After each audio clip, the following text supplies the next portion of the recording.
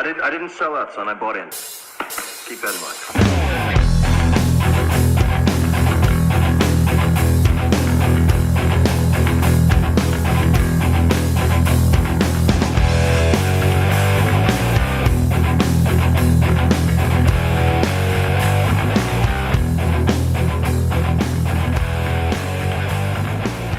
Welcome to the Independent Characters, episode 247. This is Carl. This is Josh. And this is Campbell. Yeah, we got Josh back. Finally. Woo! Finally. Thank God. I don't know that you'll be back every week. Or every other week. Whatever. I'll definitely do what I can. The next couple of weeks looking pretty good. And then things I think will get pretty stable in the new year. So I like it. Yeah. I like it. Awesome. Coming out the other side of chaos. I love the 3-person shows. So this episode, the title of the episode's Fixed Lists and List Fixers. Campbell came up with that one. And the whole point of the episode is really to talk about what are the benefits and drawbacks to both staying locked into a list and maybe changing your list up frequently. And we'll kind of go through, I think, some interesting discussion points that Campbell came up with for this one. So, as the resident tournament sicko here, I've got a lot of experience playing the same list over and over again. So I've got thoughts. Yeah, I got thoughts on that too. But before we get started in that, I just want to throw out that this show is sponsored by Quality Tom and Brooks. Those are both two of our excellent Patreon subscribers. We really appreciate your help. And as usual, we're a part of the Goonhammer Media Network, so you can check out media.goonhammer.com for more shows and information. And then I think we just launched right into Elite Choice. And since I got the mic, I'll go first. I chose Liam Andrew and his weathering on his terrain.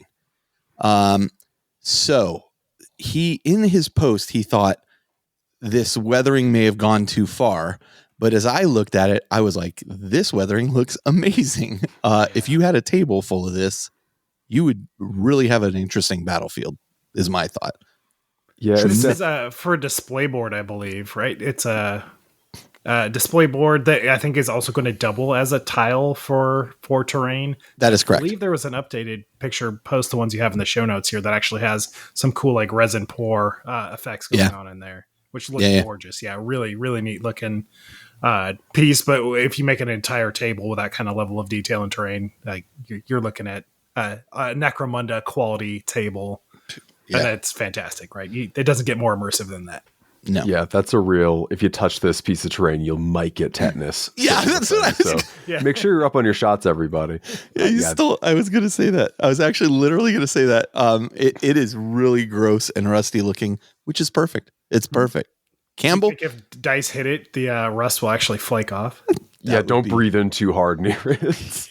Don't let Campbell roll near that terrain. Yeah, no kidding. Campbell, what have you selected? I have picked from this up-and-comer, this young buck who has found their way into the IC's community recently, this guy named Dan Boyd and his Jordell Fresh Breeze. So this is absolutely my nepotism pick. This is my buddy Dan's lovely contribution to his Baja Blasters, his was Elven Union Blood Bowl team. And this model just looks freaking lovely. I haven't really gotten to talk to him a whole ton lately since he's very busy being a new father for the second time. So finding the occasional like message in a bottle from him like this is always very pleasant. And as for the actual paint job, this model just looks freaking lovely. Like it's got this lovely, he's got his seafoam green skin tone for his elves that's inspired by Baja Blast.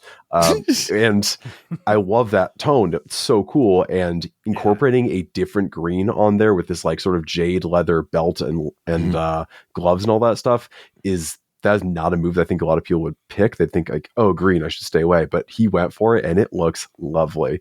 And then there's these very vibrant yellows and blues on there too. And it is just the I was going to say sprightly, but that's a different soda. It is just this very vibrant, fun, energetic model that the sculpt is as fun as the paint job on it. I got to tell you, every time I see like a commercial with the Baja Blast thing, Like I always think of you guys now. Like it's locked in because first off, I'll never drink one. No, it's pretty foul. Yeah, it sounds foul. But this, okay, I have one question. I was not kidding about the shoe game on that model. Yeah, no, he's that's a real elven sneakerhead right there. That is legit shoe sponsor deal. If Dan Boyd has time to paint this stuff, how come he doesn't have time to record the 40K Badcast? Yeah, right, Dan? Get at me. Just saying. Just saying. Set aside 3 hours of your night to talk about tiny plastic spacemen and crude jokes that I can't make here. You guys could do it in 30-minute segments. Oh, I'm sure that would flow real smoothly. No, I get it. He probably doesn't have a steady schedule, and so he just takes it where he can. And, yeah, I think that's why he's painted one character model in the last month and change. The other comment I have is that it really makes me angry that you guys are just such great painters on top of being good players. It's just... Simply never stop painting. Well, listen, at least Josh and I got the good looks. Wow. Face for radio here. Yeah, so I think it looks fantastic. I mean, obviously, like I have tremendous respect for Dan's painting ability. I'll accept the nepotism this go around, but yeah, just a fantastic. What a unique piece too. It's so funny. It's very funny. This is like his one like elf BS sort of game faction sort of thing, because he, much like myself, is just like, I'm just going to go with the dudes in armor who walk forward and hit stuff for the most part. So it's refreshing that he's got one little bit of elvenness in him. Yeah. Okay, Josh, what about you? Yep. So I went. Here we go. I mean, you could call us a nepotism choice of sorts because I went with Will Yasui's Sharkadon's Phobos Lieutenant with combi weapon. He did a fantastic job with the exile markings on this model. It's all hand done. It's a bunch of freehand exile markings, which are Maori inspired kind of tattoo work that the Sharkadons have through the lore. But then also just little details like the spear, the addition of the spear instead of the model by default has a second combat blade of sorts, but he replaced that with a spear and then continued that kind of Maori spear. Just the head of that spear is very in line with the rest of the Sharkadon look there. And then it's beautiful. I believe the Tyrannid shoulder blade is the same paint job that he's done with all the Tyranids that we've called out in the past, which is just a really nice tie-in between kind of two factions. And it's just a really, really great looking model. I love everything about it, and not just because it is a fellow Sharkadon. Josh, I think he's there. I haven't tracked the last whatever 6 episodes or so that I was out of, but I think I'll have to double check how many have been Shell's Kisses and how many have been RS mentioning in them. But Will has gotten tons of mentions for sure, and tons of attention on the group. And just this is, I think we need to have a discussion. But I think Will is about to be inducted. If we don't have an inductee on our hands, we've got somebody just on the verge of getting there for sure. Yeah, we'll make an announcement by next episode. Fantastic piece. Not to mention that Sheldon. Speaking of Will, Sheldon looks at Will's orcs here, and these are just fantastic as well. I don't know what it was about this particular model that caught her attention, but she really, really liked. I think it was the yellow, to be honest. Let's say it's not even purple. If it's not purple, it's yellow with Shell. Those are like her two go-tos. Yeah, God, the tank, this truck looks gorgeous too. This classic metal big mech looks gorgeous too. Yep. I think the Sharkadon with the Maori markings and just those crisp highlights definitely grabs my attention a little bit more. Agreed. But, man, he is just firing on all cylinders over here. Yeah. That you know what really catches me about the Sharkadon guy is the Tyrannid plating on the arm is just done so well. For me, it's a struggle sometimes to mix like organic and mechanical elements. And here he's just done it so good. The model's also fantastic, but I wouldn't just say mechanical and organic elements, but mixing two disparate paint schemes together.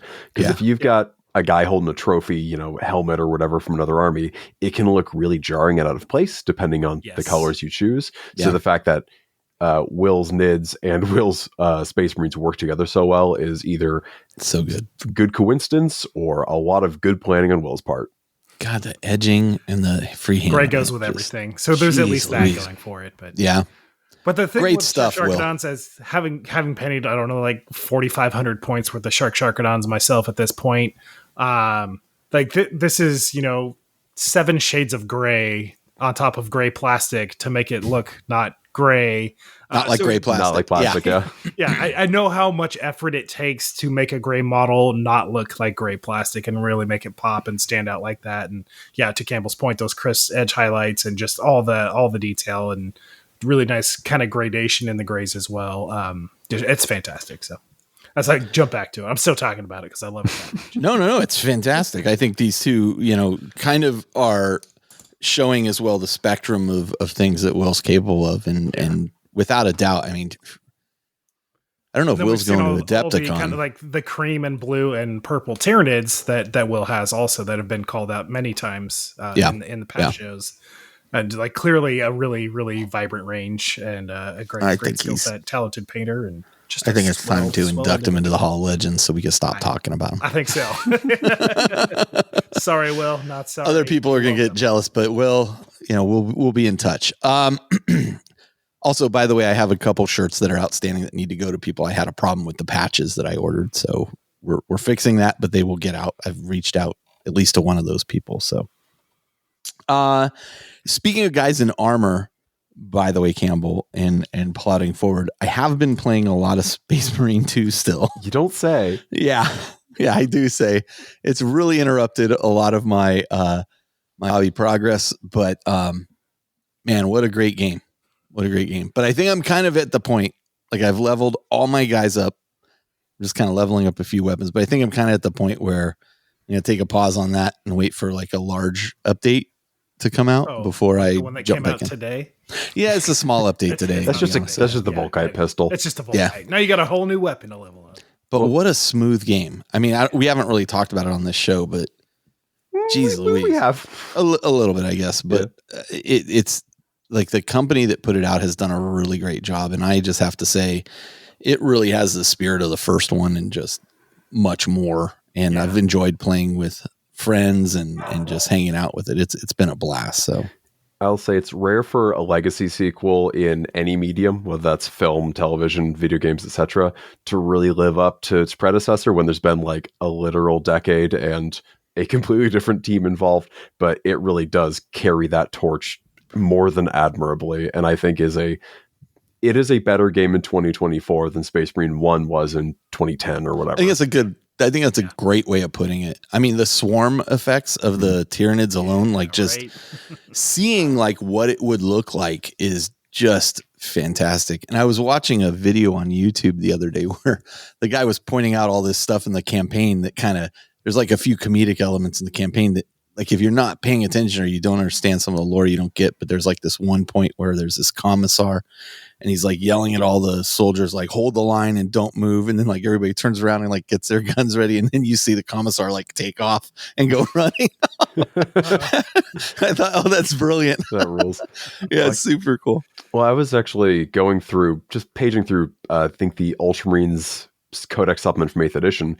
And it does call out the second company captain as Captain Asheran.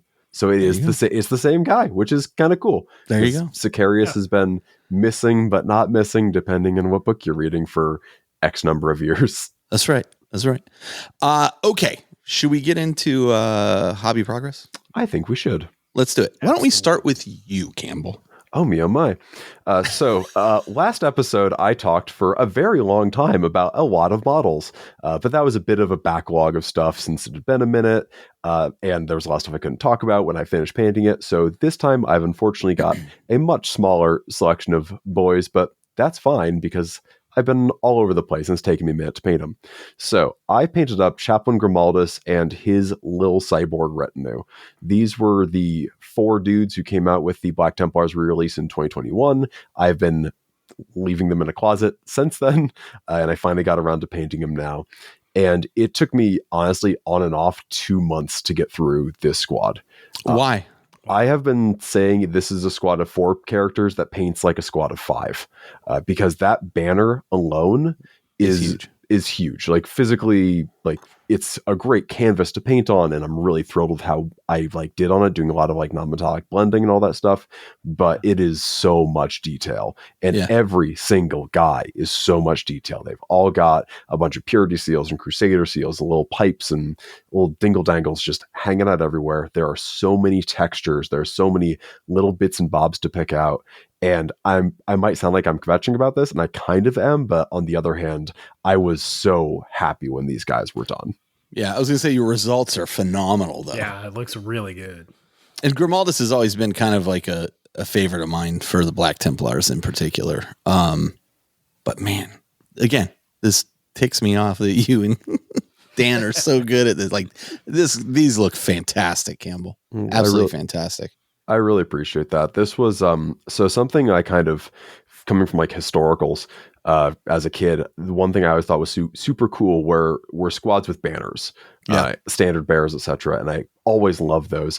And I was always kind of jealous when a painter would be like, yeah, I basically spent a week painting just this squad's banner or whatever. And it would always be gorgeous because they put in the time and effort, and I never put in that much work because usually it's like I do a transfer or just some sculpted detail. But this time I really felt like I got to channel that sort of feeling with the banner alone. Like, not that the rest of the squad doesn't represent a whole ton of work, but it was, that banner alone was honestly probably about a third of it. Yeah. I have seen people make banners out of aluminum, like they cut a Coke can up and make a banner out of that.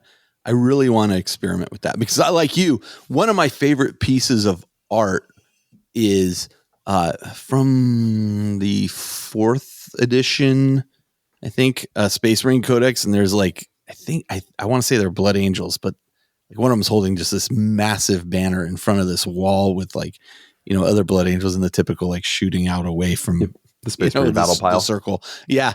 And I always look at that banner and I'm like, oh, that's amazing. And I was just watching also a video by this armor specialist, medieval armor specialist, who, and I'll provide a link to it. Let me take a note to provide a link to that. But he was talking about Space Marine 2, and he had come to talk previously about like Space Marine armor and this kind of thing. And he was like, yeah, it's this, that, the other thing. And you could see by the time he was watching this stuff in Space Marine 2, it was funny because he's talking about how they're very much like knightly orders, and he can see like what they're doing. And he's like, oh yeah, this is the Thousand Sons. I was super excited when they showed up. And it's like all of a sudden they're like, oh wait, so you know what's going on? Well, after the last video, my son and I got into 40K and started painting the models and stuff. So it was kind of neat to see him like fall down that pit. But then he started talking about the banner, because if you don't know, in Space Marine 2, there's a scene with a banner. And he was talking about how, historically those banners were so important because it was how you sent signals to other people. And there was like the King's banner and like other banners, and the banner could not fall, because if it fell, one, you lost communication effectively with where other units were. But two, if like, God forbid, like the King's banner fell, it's like, oh, the king or general or whoever's dead, immediately everybody breaks, because the morale will immediately drop. So it's just really fascinating to see him go back and forth. But it was also super fascinating to see him get like hooked on 40K after it, and like Thousand Sons were his favorite. And he was like, oh yeah, these guys are great. That rules. So yeah. So your banner looks fantastic. Long story short. Thank you. And Grimy himself, I just gave him a little bit of that classic 2nd, 3rd edition hot rod flames on a yellow gun sort of thing, because so good. That 3rd edition box art that John Blanche did is so, it is engraved upon my brain. I will forget my mother's face before I forget that box. And man, it is, I've got to forget my mother's face.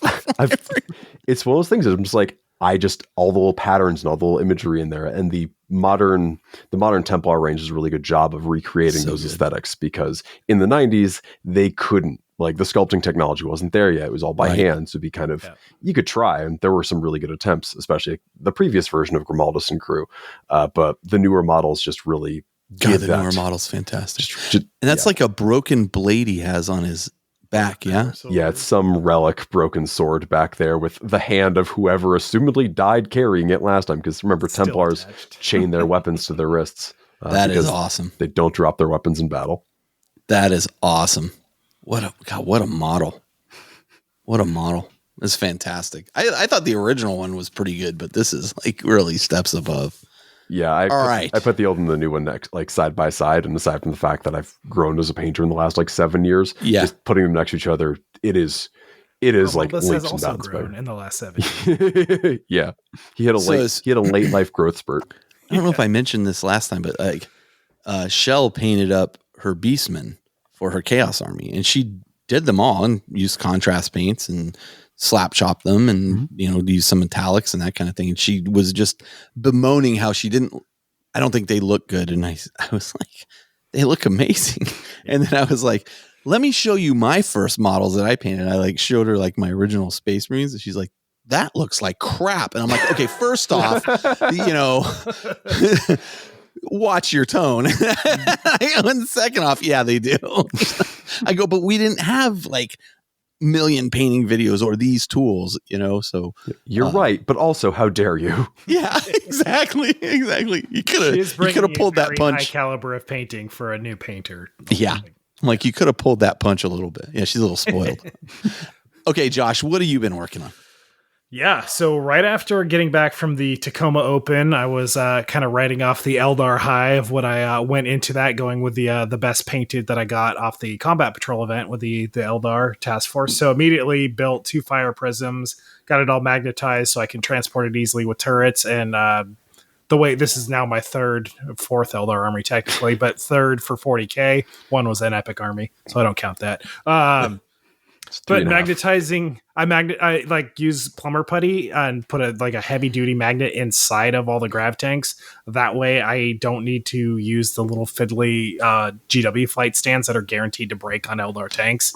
Mm-hmm. So I have with the pin in it. In yeah, the model. exactly. Yeah. So I use a heavy duty magnet inside the tank that's plumber puttied in there. So that thing's never going anywhere. It's going to outlive us all. And then I use an acrylic rod with a magnet drilled into it to get just a really beefy connection that's also very easy to detach for transportation, and it doesn't have any kind of like fiddly break points. So got all that done. Fire prisms are ready for painting.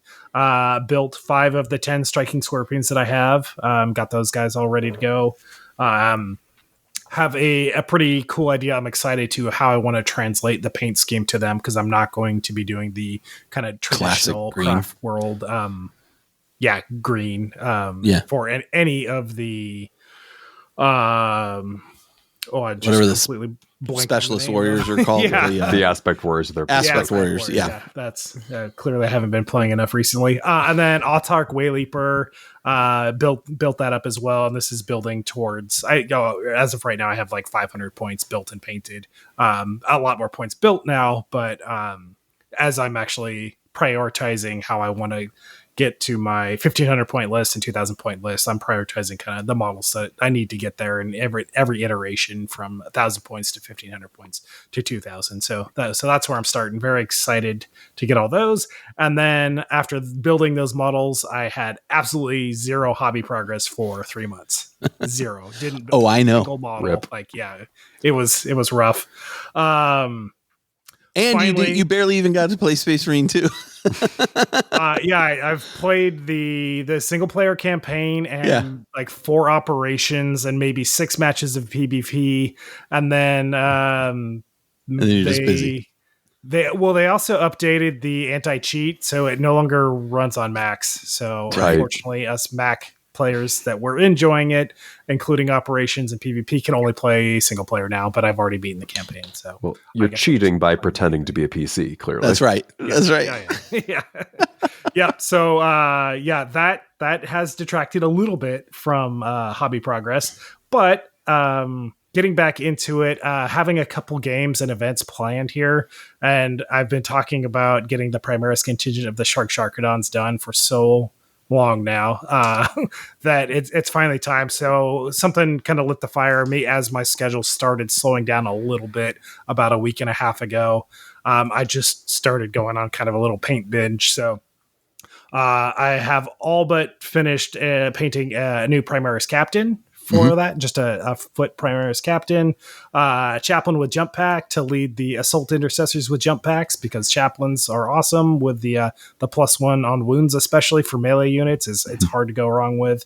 Brutalis Dreadnought, and then 10 jump pack Intercessors that the Chaplain will be leading. Nice. Yeah, so it's been a big pile of painting there. And those are almost all done. Next episode, they should be finished. I just need to do transfers, oil wash, then some weathering and blood effects on them. So yeah, they'll pretty close to getting there, and it'll be a really nice pile of progress after 3 months of absolutely nothing, which is probably the longest dry spell I've had in 15 years. In a while, yeah. Mm-hmm. Yeah. Well, cool. What are you thinking of taking? Do you think your Eldar will be ready to go to Adepticon? Yeah, Eldar should be ready for Adepticon. I'm actually hoping to have them ready by January for War on the Shore. Right. Nice. Oh, right. Well, that Way Leaper is real useful right now for just yeeting itself wherever you need it to get for whichever one of the whichever secret mission is the one to get your Warlord on their home objective. It's really good for that one. Specifically, jump around, get extra CP. Also, just the free CP every turn is sure. Why not? Who doesn't like that? Lone Op, it's pretty useful. Let me tell you, Lone Op is pretty amazing. So I want to thank Brian Berman, who is sent over to Shell and I a few Havoc missile launchers because we were short a few.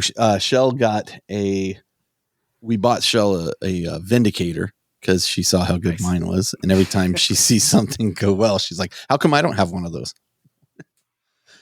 The problem with having a spouse that is into the same thing you are, like it used to be computer games. Like if I bought a brand new computer, I had to buy 2 brand new computers. Mm-hmm.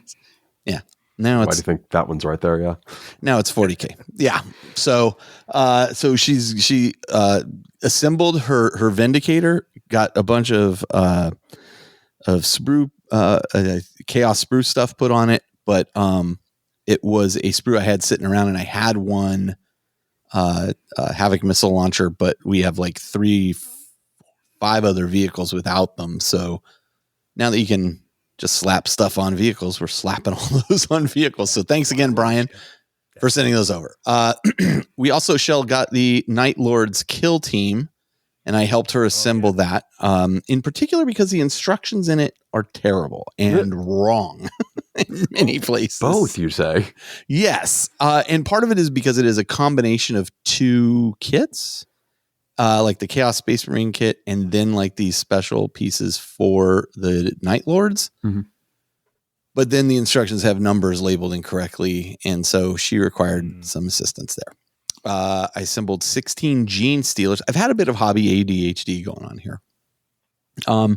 For those who don't know, we have talked plenty of times about the large Space Hulk game that the guys at Adepticon, the guys from Basement of Death run at Adepticon. I wish we hadn't talked about it that much because now it's super popular. It's hard to get into. Worst kept secret. Yeah, but they have redone like all their terrain, 3D printed all this new terrain and stuff, and we bought their old terrain from them because Shell had played in it enough where she was playing on theirs, like she was helping them run the Tyranids, and so she wants to run that for a local convention here. So we're starting to put together Gene Stealers, and we're going to repaint some stuff and whatnot. But so I assembled 16 Gene Stealers for her for that. I assembled 5 Chaos Chosen because apparently they go really great with Abaddon. They do. I have the other thing I did was we had, so at our house, I've kind of run out of storage in certain ways. Some of that is because I still have a bunch of our friend Doug's, who passed away, our friend Doug's stuff here. But I wanted to get all of my terrain like out of my game room because it just kind of looks cluttery and messy. And so we took these metal shelves from Shell's teacher storage area where she had gotten rid of a bunch of stuff, and I had to rebuild the metal shelves. They're like those IKEA or not, excuse me, Home Depot metal shelving. Yeah, like chef rack sort of thing. Yeah. So I had to go through and like put, realign all the shelving so that it fit, big plastic tubs and clear out the garage where we can put them and organize everything. Now I can hang like my fat mats on those things. I can have all the terrain stored out there really nicely, but that took a couple of days to get all that done. I assembled a Zeech burning chariot after playing a game against Shell, which I'll talk about in a bit, where I ran Chaos Demons. And then then today, I've been talking with Travis and a few other folks, and I don't know how it came up, but the Lord of the Rings strategy battle game came up, of which I have the rule book and I have the Mordor battle host for. Do you have the new rule book? Yes. Oh. Yeah, I do. Back when Horus Heresy, the relaunch of Horus Heresy came out. Yeah. I had got that book, and then I really just realized I'm not going to play Horus Heresy. Mm-hmm. And so I went and exchanged that for the Lord of the Rings book. And I've had this Mordor battle host sitting like half assembled, and Tom and Travis and myself were all talking about Lord of the Rings and yada yada, and the Rings of Power show had come out. That's what got me to buy it. And I was just like, you know what? I'm going to assemble the rest of this thing. I'm going to slap chop it, and then I got an army. So nice. Yeah. So I've got it all assembled.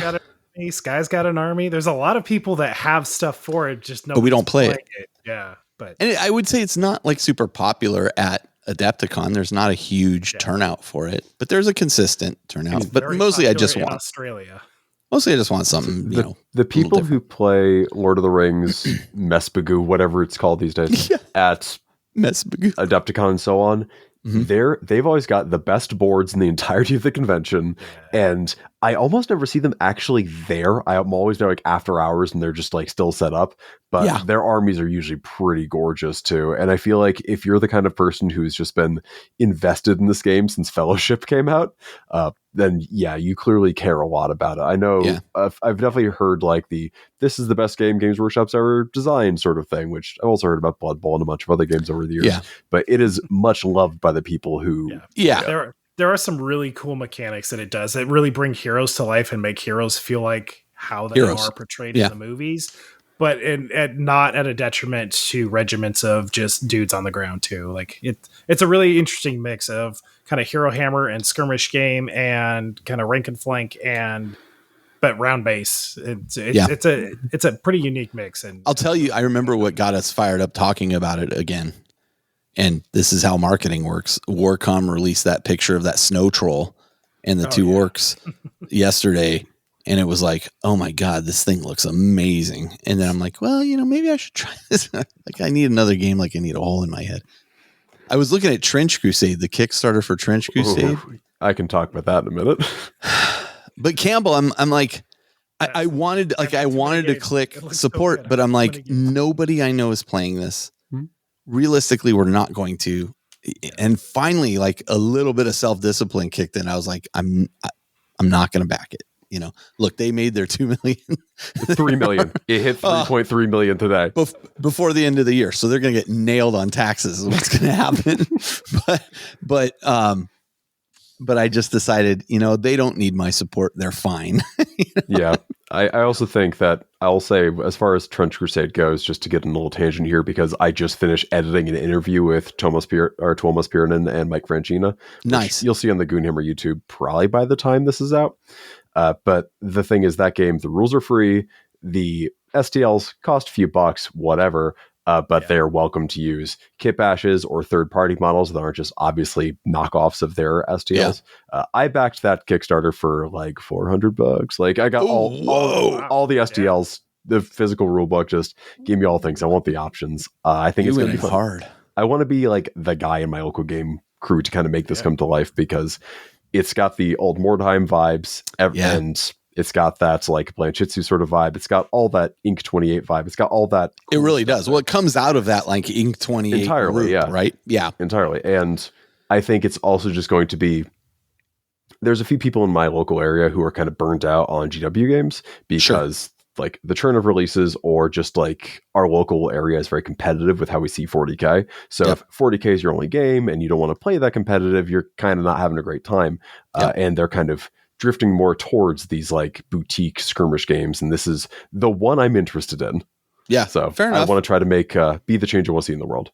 There you go. Yeah. I also have like 2 or 3. I mean, it's beautiful. I have 3D printing friends too, so I don't need to worry about the hard part. Right. So I just give them a few beers and get my models. I mean, it's beautiful stuff. It really is.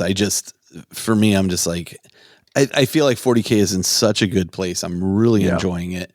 The only thing that would really detract me from that right now a little bit would probably be if they were to release more time. Well, the guys who made more time are making this I'm aware, but I hear you. I can't do it. But even you just talking about it right there, like I felt the tug. I was like, well, maybe just one. What am I doing? What's one warband? What's one warband? What is it? Yeah. The cost of investment is not that bad, especially since we already have 3D printers. Are you trying to talk me into this? Because I'm not doing it. So the reason I didn't back it is exactly where you are. Is like nobody else that I know is going for it. Like I have so many games that I'm actively playing even more games than you are. Yeah. Especially with the specialist games. And there's too many things pulling for the limited time I have to hobby and get games on the table right now. But I love the idea. I love the release model of it. The models are incredible. The lore is really neat. Like everything about it is like, yes, but and I mean, here's the thing. I can always get into it later. If it's kicking off and people are like, we're really doing this. Okay. Yeah. The only thing you're missing out on success in their Kickstarter, it should have legs. Yeah, the only thing you're missing out on by not backing the Kickstarter, which is over now for people listening at home, is the physical rulebook, which I think you'll still be able to get like a pledge manager thing later, like late backer thing, and there's like a discount on the STLs and stuff. Like nothing is exclusive, except I think maybe like a model that's just like a pro. But honestly, they may end up releasing another physical book if you want one anyway. I mean, I think they're going to be doing stuff. Yeah, it's cool. It is very cool. Like my lack of supportive is not a knock on how it is. It's just where I'm at the time.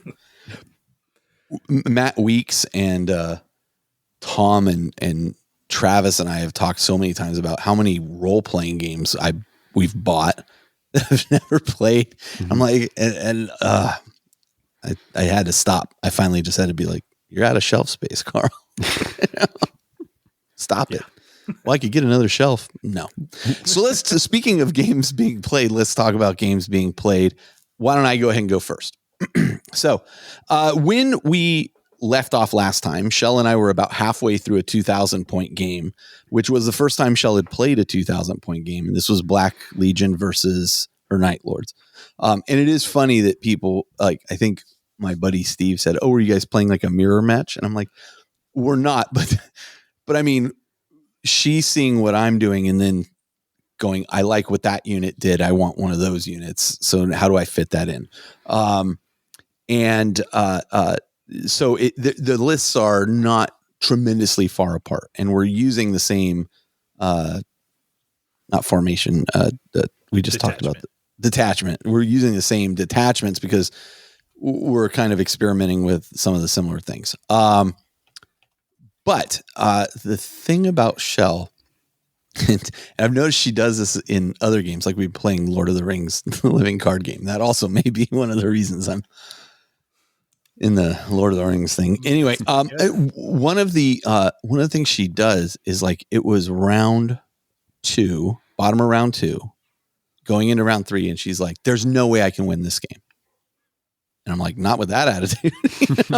I mean, but I told her, I go, you can win this game. Like you don't see the fluctuation that I see because I've played it long enough. And she's like, there's no way I can win. And I'm like, okay, fine. Let's play it out. Into round 3. Okay. Now there's no way she can win.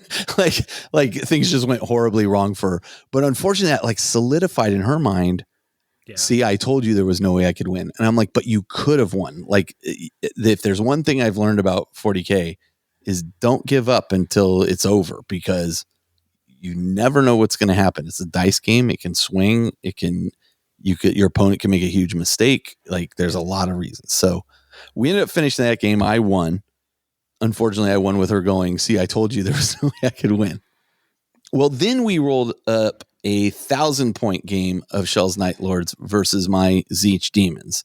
And this was a game where, again, like going into by round 2, like I'm so fast. I'm on all these objectives. I get all these points. She's like, there's no way I can win. And I'm like, Shell, don't start that. I'm like, I promise you can win this. And she's like, there's no way. And I'm like, okay. And so she shoots a unit. Oh, look, they only have a 4-up invuln. They're wasted, and now I'm like out of things to get on objectives. And so she's now getting on objectives. And I'm like, do you see how this swung the other direction? And she ended up winning this game. Now she won it with me, I'm guiding her through like learning. And so she won it with me, like saying, her going, well, I'm not sure what I should do. And I said, well, let's look at these options and maybe you should shoot this, or maybe this is a pretty good option. One of the things I think, and I don't know if I said this last time, but one of the things we take for granted after having played this so much is how easy it is for us.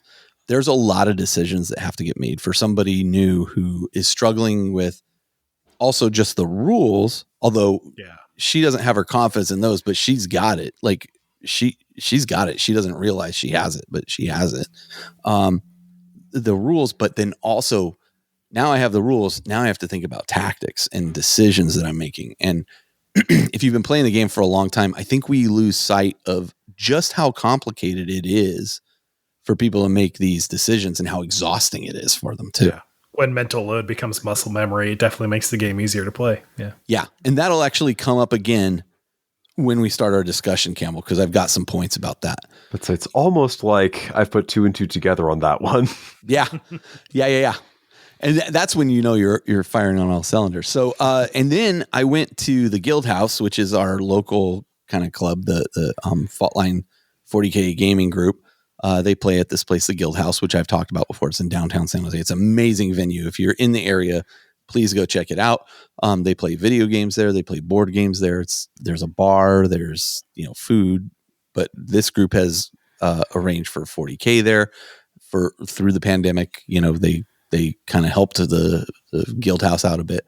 And so now Thursday nights are 40K at the Guild House. And I arranged for a 1,500 point game versus Elliot out there. Elliot had not played since September. And it was his Tau versus my Black Legion. And we made it to about the end of round 4 and called it middle of round 4. And he was like, yeah, there's no way I'm coming back. It was close.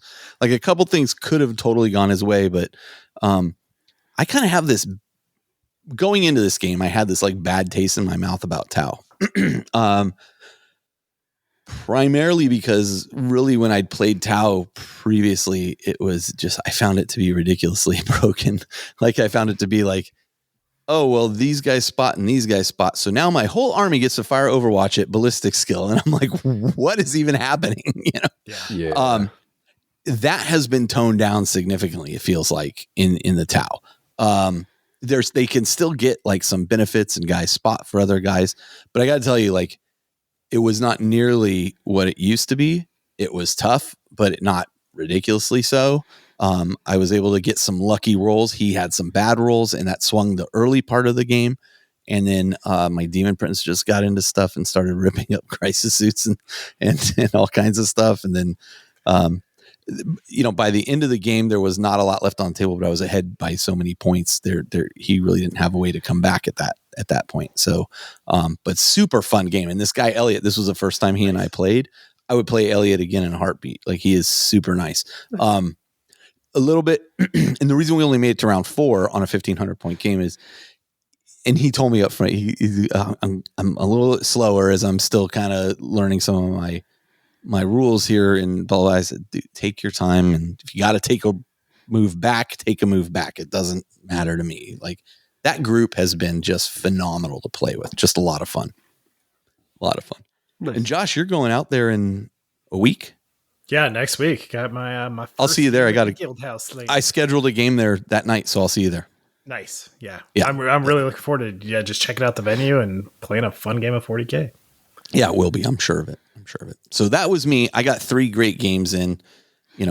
Having your wife play with you makes it a whole lot easier. And she's driving it sometimes. She's like, let's play 40K. I'm like, okay, I'm in. Don't gotta twist my arm. Nope. Benefiting from your experience, like you're coaching her and teaching her and everything like that. So you are making a player that's going to be on at least an equal standing of you, if not more so. Like saying what a shark she is at board games. Like she's better at games than I am. She's skill and not that much time, which is a really good opponent to have in your house. Like just having that partnership of somebody. Yeah. Hey, let's play a game. You can challenge each other. You can try fun things. Like it's never going to get too serious unless it does. Then that sucks. But she's super good at like remembering like dark pack this guy, dark pack that guy, and I'll like forget dark pack, and she's like, you forgot it, always be dark packed. Always be packed. Never not be dark packed. That's right. I think it's bravery mode. You should never not be engaging in it. I think also teaching a game, especially to someone who you're close to and you kind of have like an established communication style where you both speak the same language, is very good for you also just like refreshing yourself on that game and learning all these rules better. So it's extra helpful also that she's playing a faction you're familiar with. So you don't need to be learning how to play Gene Circle or Tau or whatever. That's exactly right. And what it's giving me actually the opportunity, because she really loves the army. Now that I'm familiar with it, like I can pull out like, oh, well, let me play my Chaos Demons, or let me play your Eldar, the Sheldar against you. And we see how that goes, so that it doesn't always feel the same. That's one of the things I love about 40K is the variety is just incredible. Mm-hmm. And we fortunately have enough armies in this house that we can change it up as much as we want. So yeah, but it's a good point. What about you, Campbell? What have you been playing? So I've been prepping and beginning we're doing a competitive league over here, and it's a team-based league though. It's really fascinating. So basically teams get kind of made, they're random, but I don't know how random they really are, because a team with like the 3 guys who always win events on it would kind of win pretty quickly, we figure. Mm-hmm. So it's like generally most teams are, what I'm kind of seeing is like 1 really experienced player, 2 less experienced players. Or, I think that's a great combination. Yeah, or something akin to that. Maybe like 2 mid-level players, 1 high level or low, well, whatever. And I'm going to be running Black Templars in that. I've already started running Black Templars in that. That's weird. My team, High Marshal Helbrecht's Hexagrammic Hot Tub Party, is off to a pretty rough first week, but we'll get to that in a second. But fortunately, one of my teammates is a Black Templars player, so I'm like, cool, I can tell you exactly what to do. And the other one's a Thousand Suns player, and I can say, cool, I can tell you functionally nothing. So maybe that's why we're not off to a great start. So I got my first game in before this. Was basically I was playing with my buddy Alex. We were both kind of prepping for this, kind of figuring out what we're running, and he was running Imperial Guard or Astra Militarum if you still have hair. And this was a 2,000 point game, pretty typical like match play sort of style thing. And this was somehow my first game against Guard in 10th edition. Oh wow. And okay. I am shocked at how freaking durable that army is. Mm-hmm. Like, okay, Guardsmen, yeah, they rip like tissue paper, but everything down to like Hellhounds are toughness 11 with a 2-up save and a whole buttload of wounds. Do you have a Lehman Russ in there? 3 Lehman Russ Demolisher tank commanders. Yeah, so you tell me.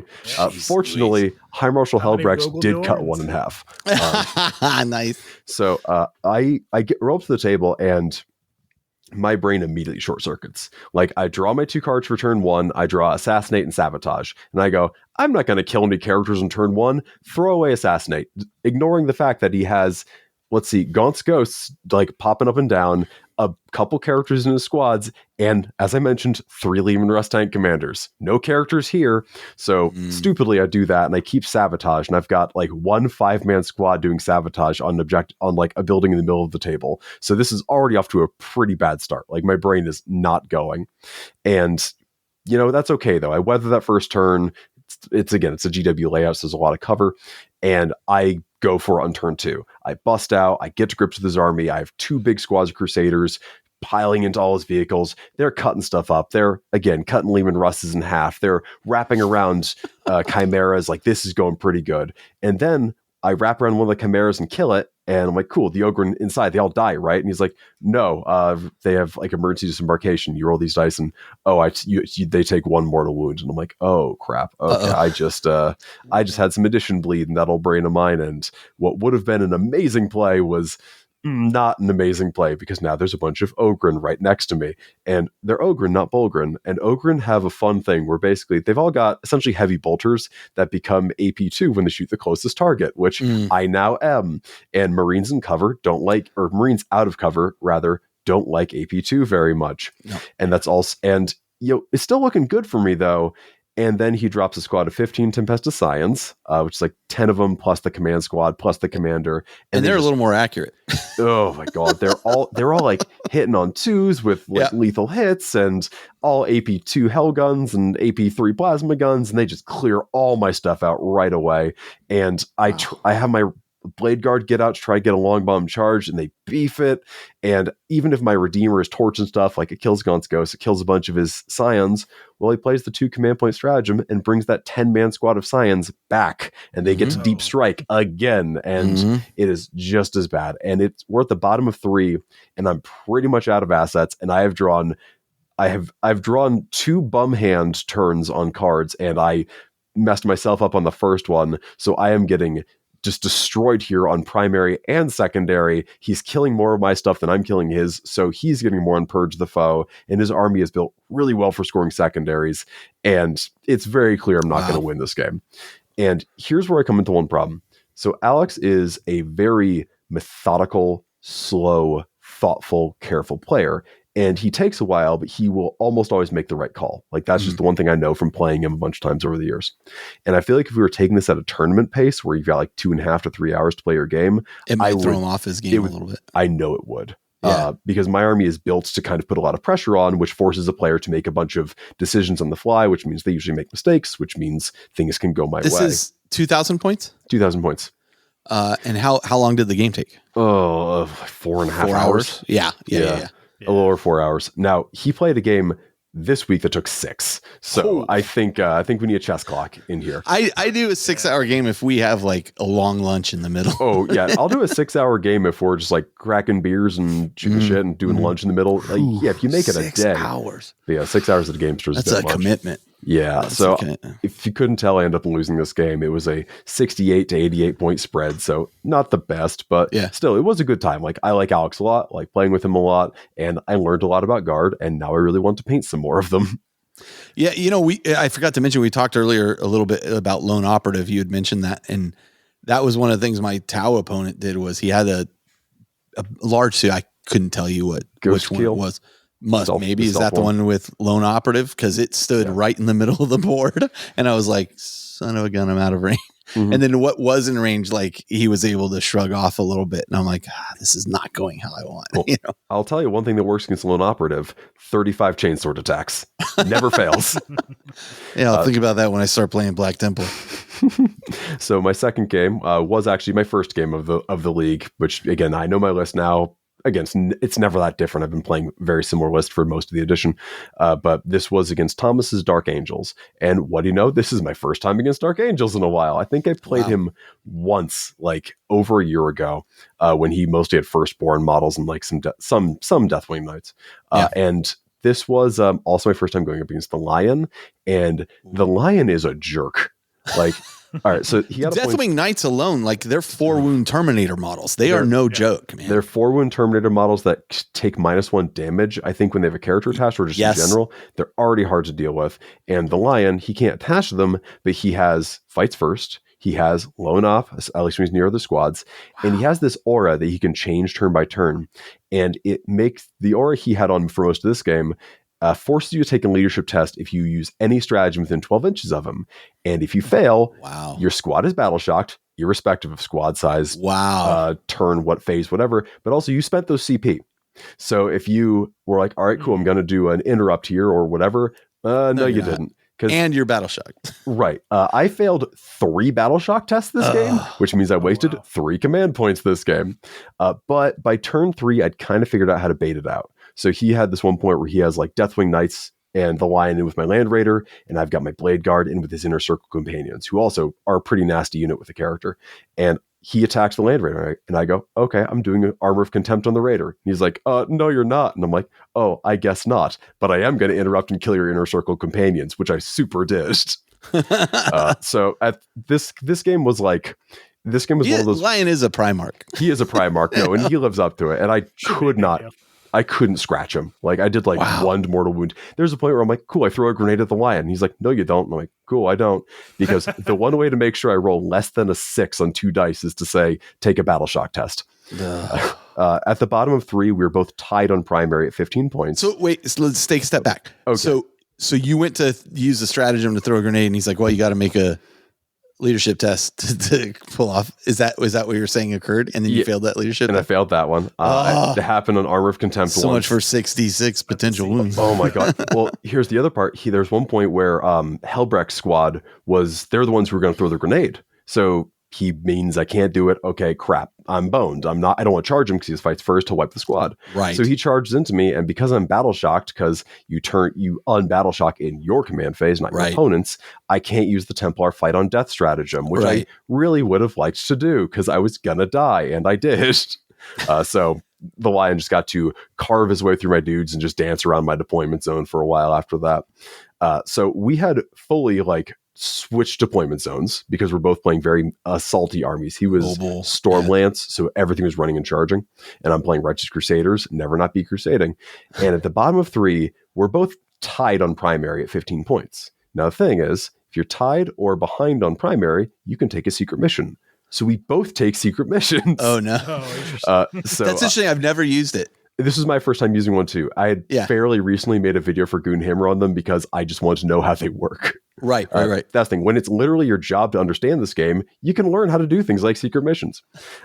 So he ended up actually scoring his. He took Unbroken Wall with the Lion, 2 surviving Deathwing Knights, and his 5-man scout squad holding 3 objectives. 20 victory points, right? 20 victory points. Yeah. And then I got 20 because I had I still had a battle line unit left, and it was in his deployment zone for War of Attrition.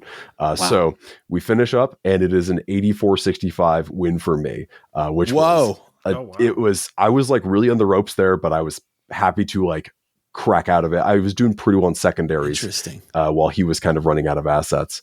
And this was really cool for me because when I first played Thomas, which is over a year ago or so, it was really one-sided my way. Turn 1, I just blew up his Land Raiders deployment zone, left his Deathwing Knights back there. Which can kind of leave a bad taste in your mouth a little bit. Yeah. It felt kind of crappy. And I'm just cool. I won, but I wanted you to have fun. Yeah. And it was, so just having it be a bulldozing wasn't very fun for either of us. It was still a nice time. We're still hanging out, but it wasn't much of a game. So seeing how far he's come in that year was really cool because that was neck and neck through most of that game. You were feeling the pressure. Yeah, I was feeling the pressure, and I was like, I don't know if I'm going to win this one. I don't know what to do about the Lion. He's got so many rules and auras and abilities. He's a tricky piece to play around. And honestly, I think it's one of the best models GW's ever come out with. Flat out one of the best models. Yeah. When they released that thing, that was the first time I was ever oh man, I may need to start a Dark Angel army. Yeah. It's so good looking. Yeah. When Dan saw Dan and I were at a hotel, but whatever convention they revealed the Lion at, it had Adepticon. Adepticon. It had been leaked 10 minutes before the preview show. And I just went, Dan, look at this. And he just looks at it and goes, I picked the wrong army. Yeah. That's awesome. It's a great model. It's a real good model. That's awesome. Anyway. Well, that sounds like a couple awesome games. Yeah, they were good games. They were sweaty games, and I've got 4 more in this league to go. Right on. Josh, what about you, buddy? Yeah, so this one is a while ago now, but I did play a game against Michael Dunsmore and his Chaos Marines. This is at your house at the game. Hey, you know what? Congratulations to Michael Dunsmore, by the way. Yeah, Michael Dunsmore has scored a job over at Fantasy Flight Games and will be moving out to the Minnesota area to work on the Star Wars living card game. Is that the one? LCG. Yeah. Man, that's awesome. Congratulations, Michael. Who's been playtesting and putting out Kickstarters and game design and producing and publishing. Now he's an in-house designer. That's kind of living the dream there. Yeah. So huge congrats to him. That's awesome. Nice. So anyway, you played Michael. So we played a game. It's 1,500 points. Sharkadons versus Chaos, and I don't remember the name of the detachment that he was playing, but it was the one that makes the Dark Pact better. Gives you all the rerolls that you need against targets, like hits and wounds against everything. Anyway, it ended up being it was a fun game, but a terrible matchup. This is like his heavy demon engine list. Yeah, set, tons right? of Venom crawlers, Forge Fiend, Venom crawlers, just a bunch of dudes that didn't really have to do anything. Those Venom crawlers are actually nasty.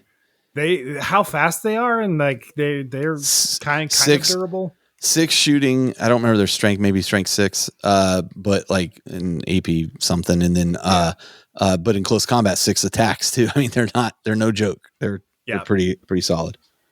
This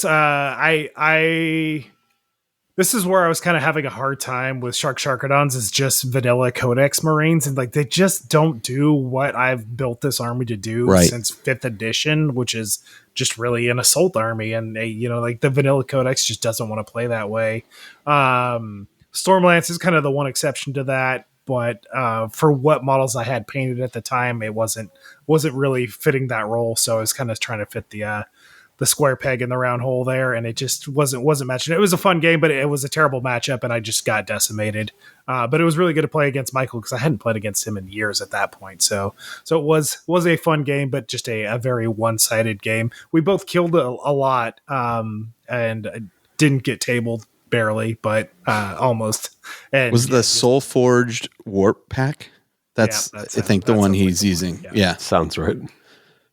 Yeah. And it was, he was basically dark pacting everything, getting, doing it right. It was +1 a wound on everything is what it was. So it was like, that's it.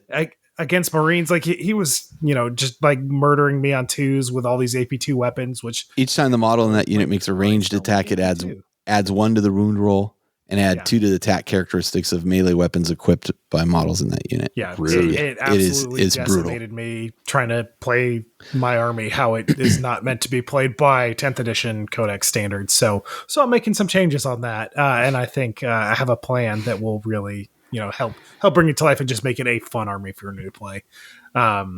So that was a 40K game. I did play a second game of Spearhead. I won't go into too much detail with that, but really, really like that format. It's definitely the next evolution of Combat Patrol. The card mechanics are super fun. We did have the underdog mechanic kind of flip who was in the lead a few times throughout the course of the game, and it ended up being 1 point difference in a game. And had I not failed a 4-inch charge, I would have clinched it. So just barely lost out there, and that was my vampire accounts, Soulblight Gravelords, against I call them Bubble Dwarves, but they are the Caradon Overlords, which Ivan has an amazing army that he's actually replaced that guy can paint propellers that are like magnetized with bearings, so the propellers actually that's sick. It's a really cool army, and obviously he's a Golden Demon winning painter. Like he has done a fantastic job with it. So yeah, it was a super fun and gorgeous game. Did play a quick 1,500 point game of Legions Imperialis. Me and Craig teamed up against Ivan on this one, and this is a small game. Craig brought, I think, 500 points of a Warhound Titan in a couple of nights, and then I just had my 1,000 Suns against Ivan's Iron Warriors. So we had just a fun game there that went decidedly in me and Craig's way, which was really fun. Just having a small tight battle. I've mostly been playing that game at 2,000 plus points, so it was fun to at that point scale it back, especially after having just come off of the 5 games of Legions Imperialis at Tacoma Open that were all the brain power required for very tight tactical games. So it was fun to just play it on easy mode and just have a lot of fun with it. Ivan's also an engineer, right? Yeah, software engineer, I believe. Yeah. So I mean, Campbell, this guy like paints so well. Amazing like his Legions Imperialis stuff. Player. Nice. And he's like so mathematical. Like his play style is like, this is gonna do this. Is like he's a nice guy too. He's great. Just one of those guys who's nice, who's good at everything. It's like, why can't you just be like just be a jerk? He's probably a serial killer. We probably I mean, whomst amongst us, yeah. it's all in the balance somewhere, right? Yeah, that's right. Did play a bit of Space Marine 2, again, mostly in the single player, because after the first week or so of playing multiplayer, it decided to not work on max multiplayer anymore. I am playing a game of Legions Imperialis tomorrow, so you'll hear about that in the next episode. And then next week, I do have a game of 40K planned at the Guild House. So that'll be awesome. Very excited for that. And I'm going to have a whole pile of brand new freshly painted models that I'm sure will get murdered before they can do anything, which is the way. But very excited to get them off parade orders and get them in a game. Nice. All right. Nice. Well, let's take a break. We'll come back, and then let's get into the main topic of the show, see how that goes. So we'll be right back.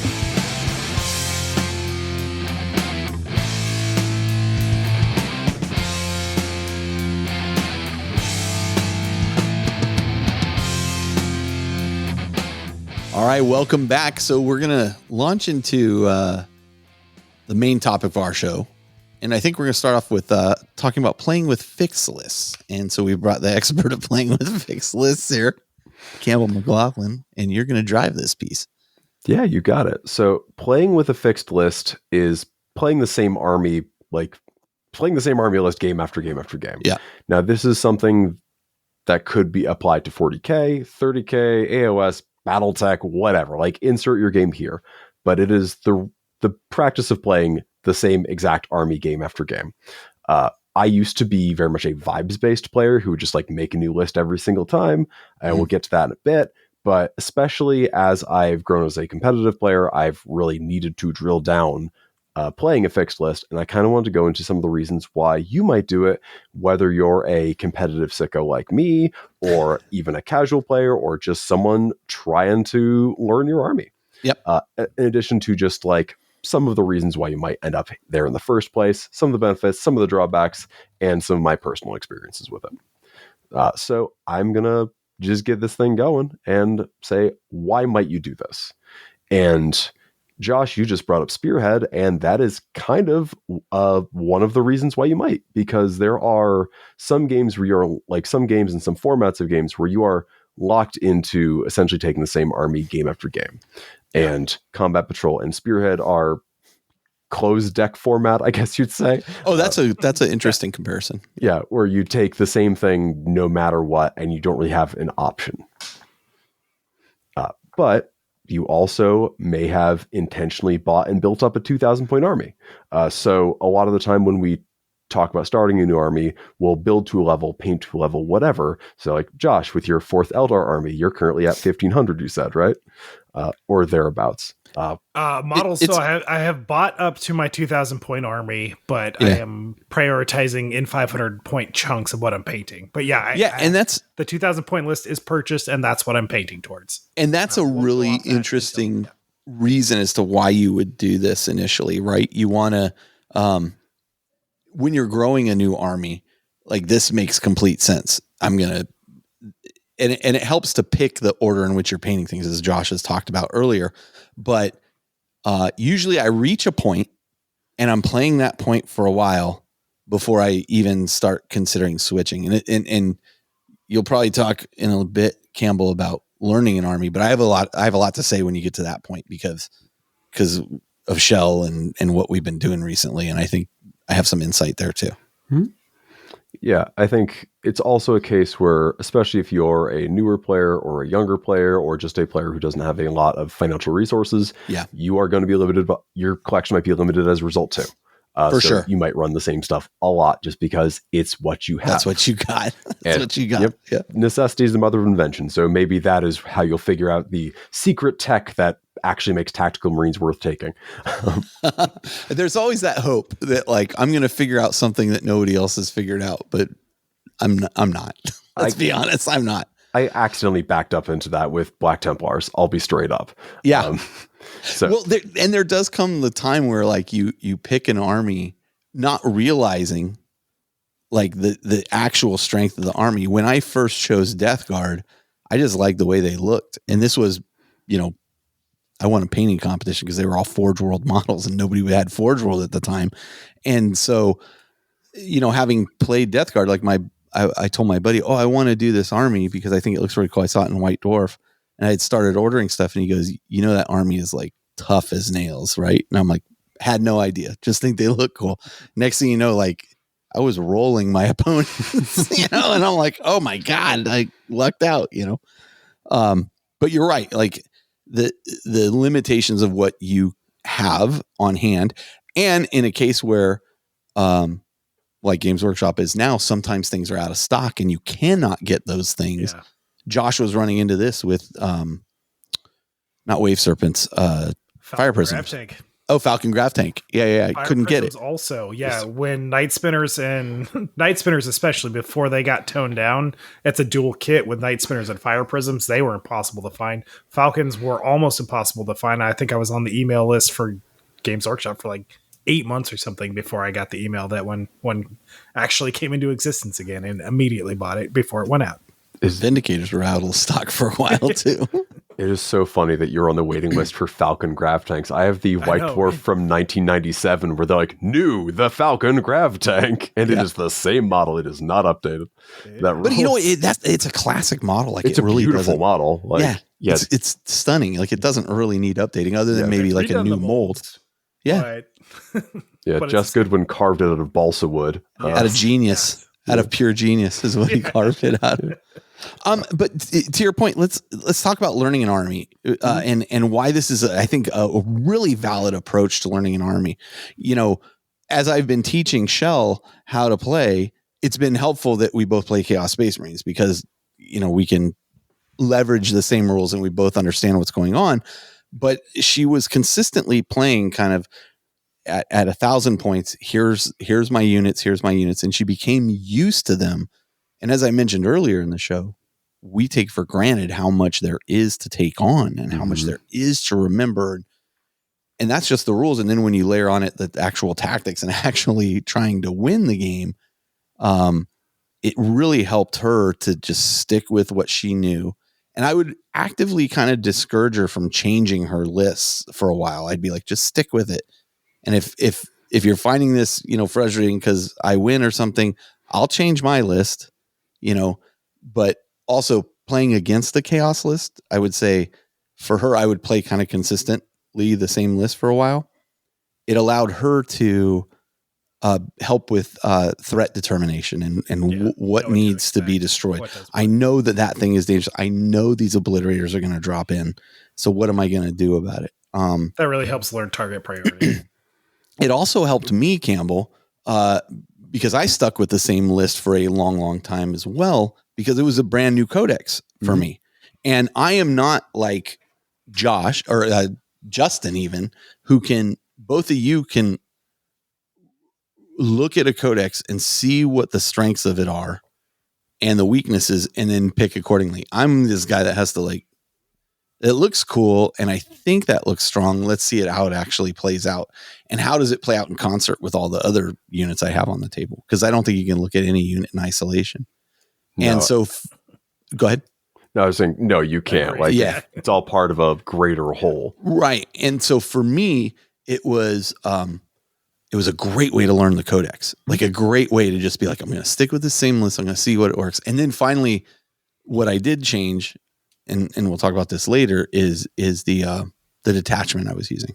Yeah. So when you are playing a new army or a new codex or a new edition, or again, a new detachment, like trying the same list time after time will really let that drill in for you. Yeah. Because if you run the same exact list, let's say give or take points for enhancements, and you just try with different detachments, you're going to get a better idea of how those detachments work than if you try to come up with something on the fly for that detachment right then and there. Yeah. And I found it's very hard to get to grips with an army if I keep changing it every game, because it's like, okay, especially we'll stick with Space Marine just because that's kind of one of the more universal examples, but there's 70 data sheets or whatever for that. Oh, they have the crazy amount. Yeah. And if you they have the most. Yeah, they have the most. And if you're running the same 10 game after game, okay, cool. You're going to know what those 10 do. But if you are picking and choosing across every single time, you're not really going to learn. You're not going to get that muscle memory. You're not going to get that repetition.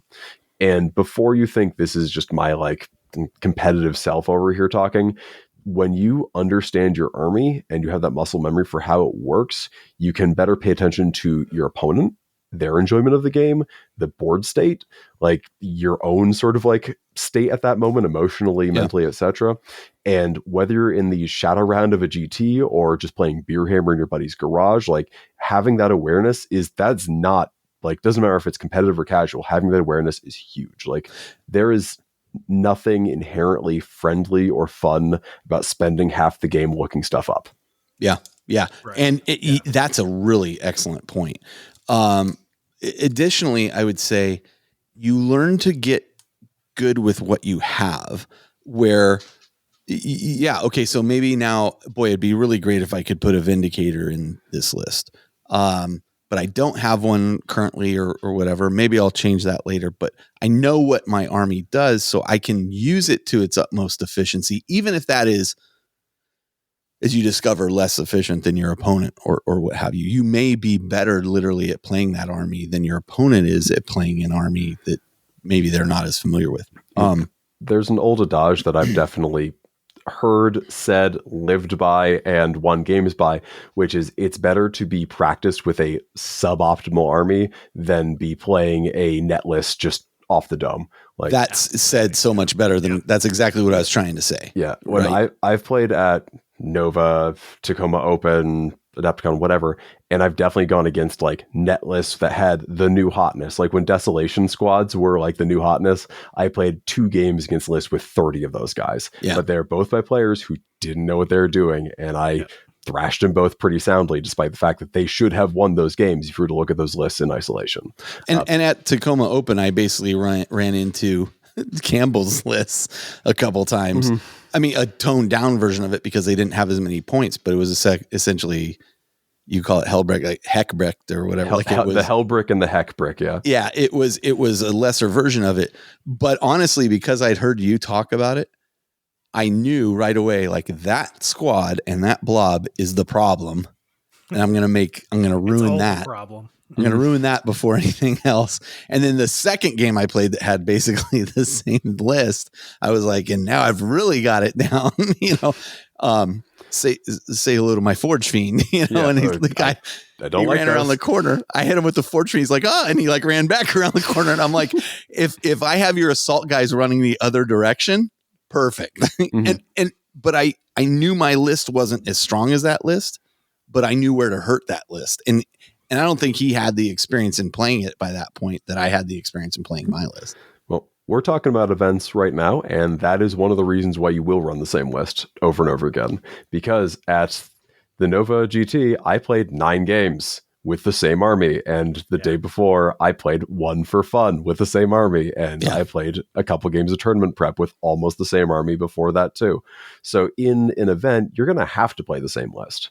Like, there are exceptions. Like, I remember y'all had an episode way long ago about sideboards where you could swap stuff around when the game was in a very different state. There are other games like War Machine, which had that as a built-in feature. And I imagine there's some more modern games that have similar features to them as well. But in an event, you're largely going to be running the same list over and over anyway. Crusade can do that a little bit. That was going to be my next bit. Oh, I'm sorry. I didn't mean to steal your thunder. No, this is the drawback to me hiding my notes and keeping my secrets. So yeah, in Crusade, you have a roster that you can expand, but at its heart, you largely have the same core. And you can add supply, remove supply, whatever, but you're still going to be playing with most of the same stuff most of the time. And you're incentivized to do so because you gain experience points, battle scars, etc. Again, I'm not hot on Crusade these days, but I do recognize that as a merit of the format. What's interesting about that, and interesting in your points about Crusade kind of bring us to the forefront, is when I build a list, I tend to kind of build it around something, like around a core kind of concept, or that may be, well, listen, I want to have a Land Raider and I want to have Terminators that I can stick in this Land Raider that are going to assault out of it. Okay, how does the rest of the army support this?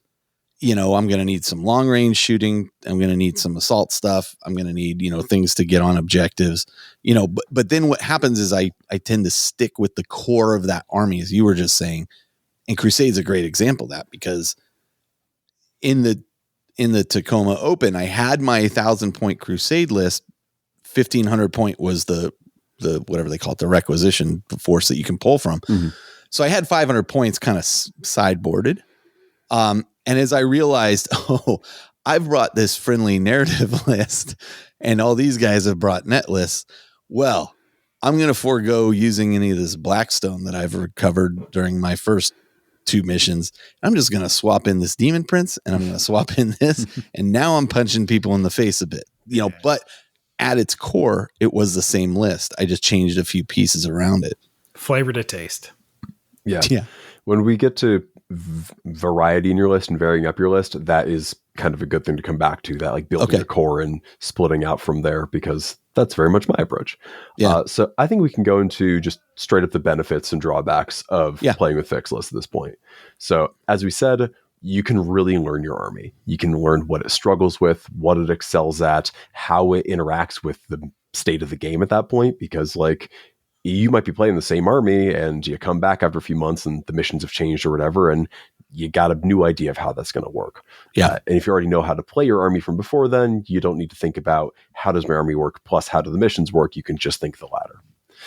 That's a really strong point too.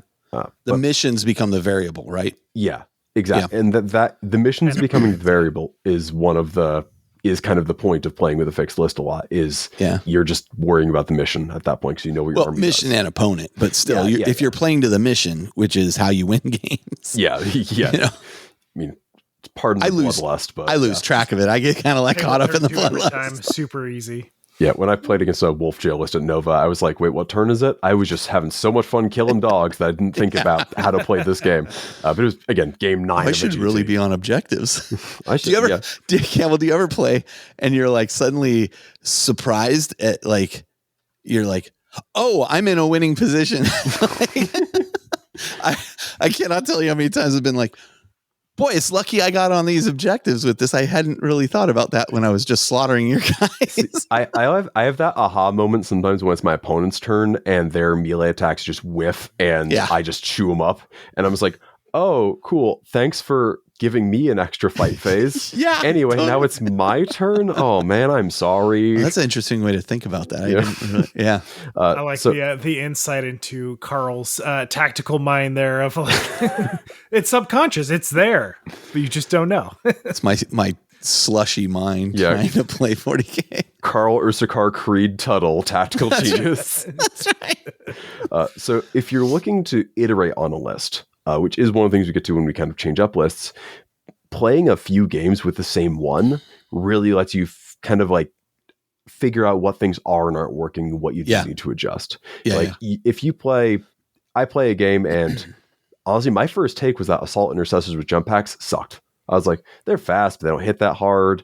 And whatever, they're not that great. But I kept playing games with them and I was like, oh, okay. It turns out I was using them wrong because I tried them a few times. Because my first thought was, okay, drop them, do something else with those points. I've tried Outriders instead. And nothing else has been quite as useful because they've got the movement. They've got the mortals on the charge. They've got the mortals with grenades too. They've got a lot of like little abilities I've got that I wouldn't have figured out if I hadn't played a few games using that squad. I think that's a really interesting point.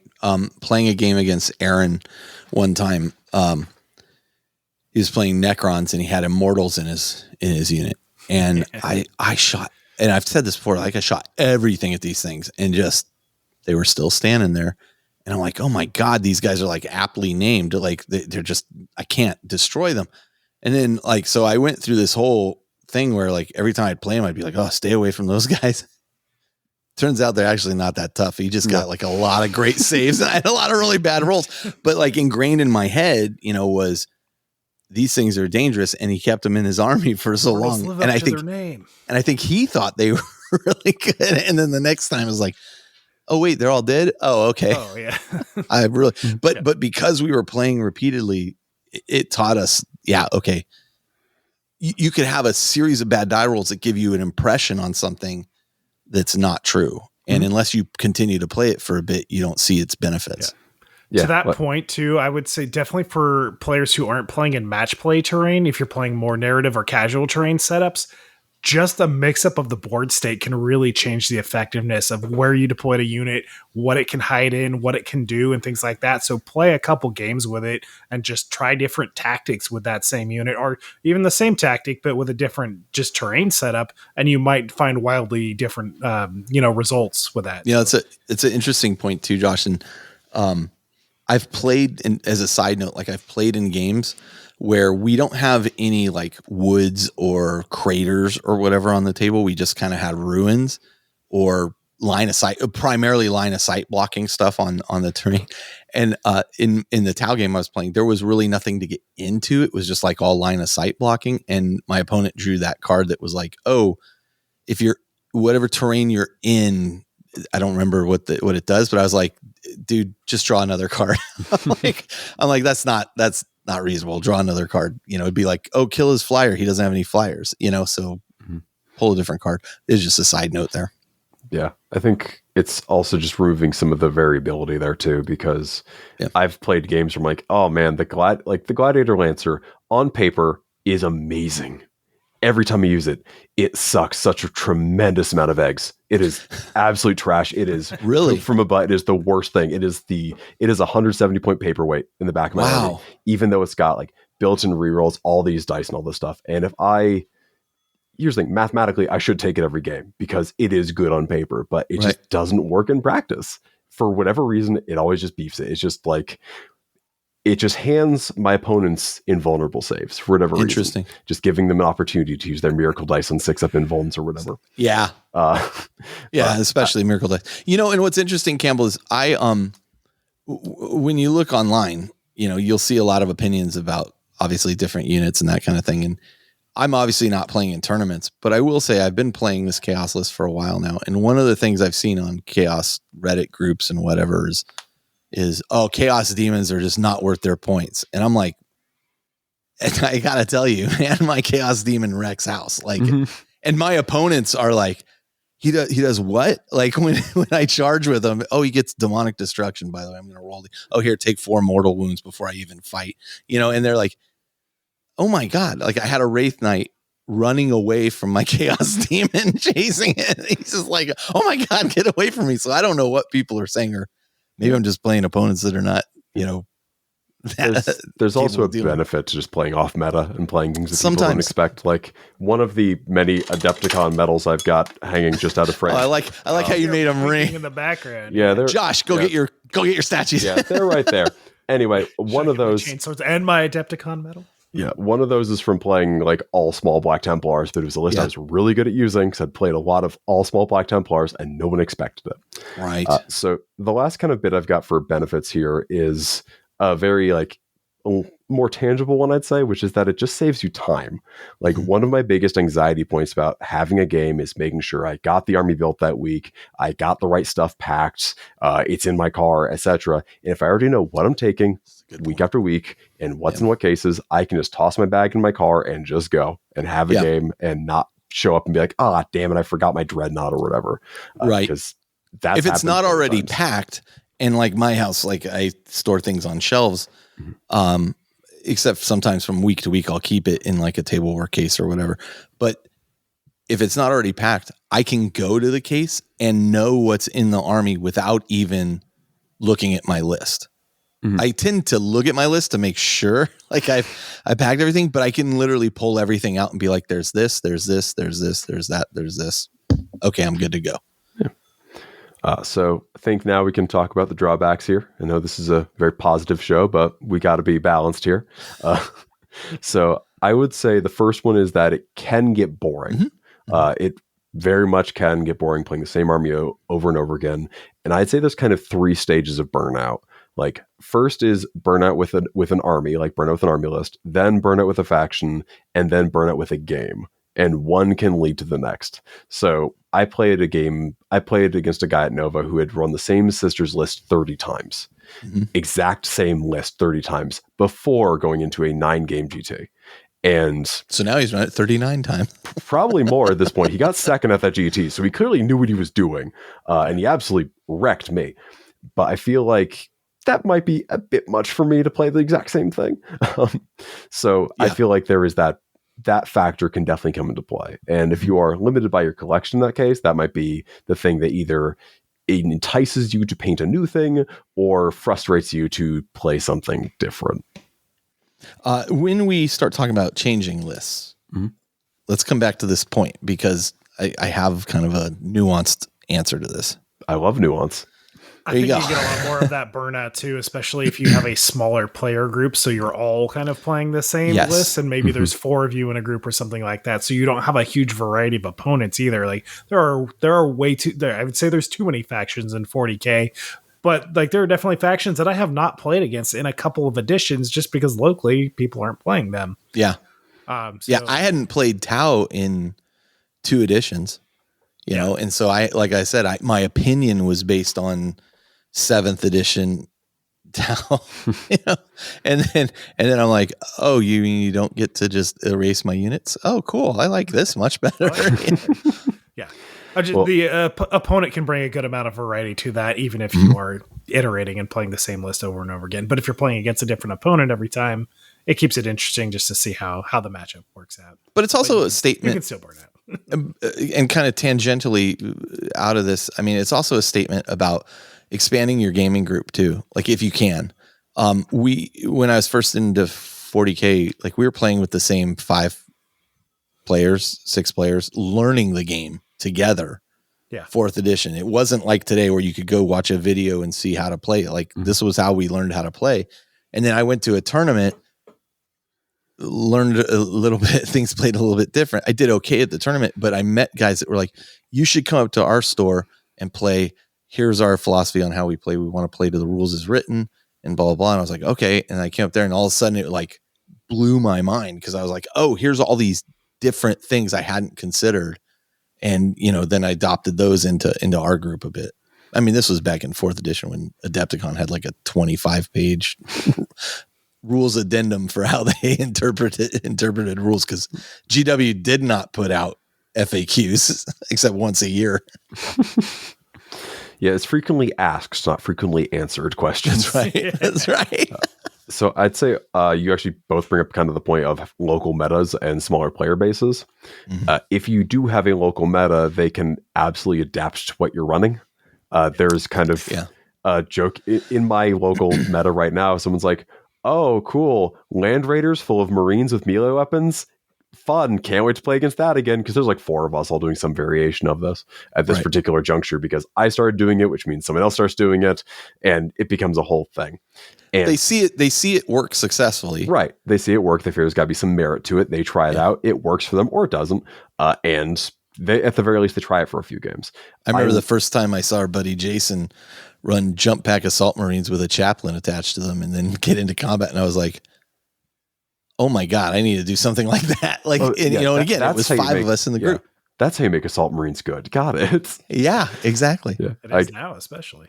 For real. I love the local arms race, like aspect of Warhammer, especially like that takes me back to when I was a teenager learning the game. And it was like, oh man, Will got a Defiler. Well, I got to get a Predator. It can get expensive. Oh, it can get expensive. Some wands so I can keep up with this meta. That's right. That's right. For sure. But it also meant like you really cared, you know, that Predator, like I worked for that thing. I cared a lot about that thing. This is true. I got it it was very personal in a way that just, you know, clicking buy it now and seeing it a week later or whatever just doesn't. Yeah. They call it the Cold War kind of escalation back. And this is back in 2nd edition. It's like when armies were so much smaller, like 1 edition made such a huge change to the entire army. So it's like, oh, they got this one thing. It's like, I'm going to find something to counter that. And then it was just like this in a fun way, a fun escalation. Yeah. And I'd add, if your group doesn't have a painting requirement or has no shame in putting unpainted or primed models onto a table, that escalates real fast. Yeah.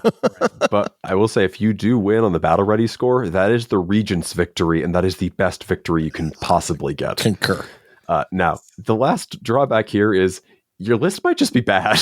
You might just have built a bad list that doesn't really work. But silver lining, you can change it. Hopefully. Hopefully you didn't buy up to a bad 2,000 point list. Hopefully you did a little bit of homework before that happened. But If your list is not very good, that does mean you can change it up unless you're at an event already, but that is why you play practice games. Well, let me give you a good example of that too. When I first got into my Thousand Suns list, super excited. Is still one of my favorite armies. I had Colin Ward. I commissioned him to paint everything. The army looks incredible. It absolutely stunning looking. I started playing it and I'm like, I have a problem. I have no chaff or troops to kind of keep things from getting assaulted. What am I going to do? Oh, you know what? I should add some Zangors to this list. What am I going to pull out so I can put Zangors in? Colin, I need you to paint some Zangors for me. And that's one of the expensive things about commission painting that really I hit me hard at that point, that I was like, I've built a list that's okay, but there are some problems with, like, glaring problems. Like, I played probably 8 games before I was like, I really need to change something here. This is not working. Yeah.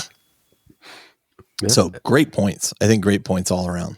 Great points all around. You know, if you don't mind, let's just roll into, if we're done with this section, let's just roll into the next section. Yeah, I'd say we'll just do a 2-parter episode. I think this is, I want to keep the conversation going. Happy to. All right. So, we're going to go into the benefits of changing up that list, getting some variety all up. I got a lot to add here. Yeah, I feel like this is the part where I can let my voice rest for a little bit, and let y'all talk a little bit more. No problem. But first up, I'll at least get the ball rolling here, which is keeping things fresh. Yeah, without a doubt. And this is where earlier I wanted to talk. I said I have a point that I want to bring up here, which is we've talked about a lot of things. We've talked about varieties of armies available in 40K. We've talked about varieties of terrain. We've talked about the missions themselves offering variety. As you mentioned earlier, Campbell, you know, playing the same list over and over and over can get a little stale.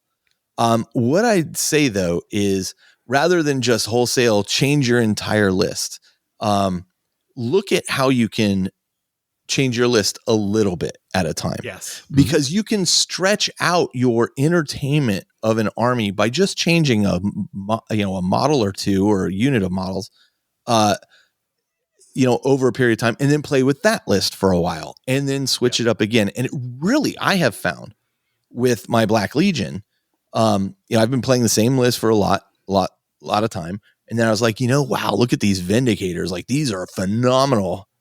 I'm going to paint up this Vindicator, swap out this thing, put in a Vindicator. Oh, look, that's really working well for me. I'm really enjoying the look of terror on my opponent's face when I fire this thing. And then when I charge them and fire it at them again. But my point is, rather than think about changing your list in wholesale, like, think about just changing a little piece of it, because you can stretch out your enjoyment of what you have done. And realistically, a list that you have built, even if it's bad, there are some good components to it. Unless you took, like, I'm going to take an entire army of Zangors for some reason. Right. You probably have some pretty strong points to that list.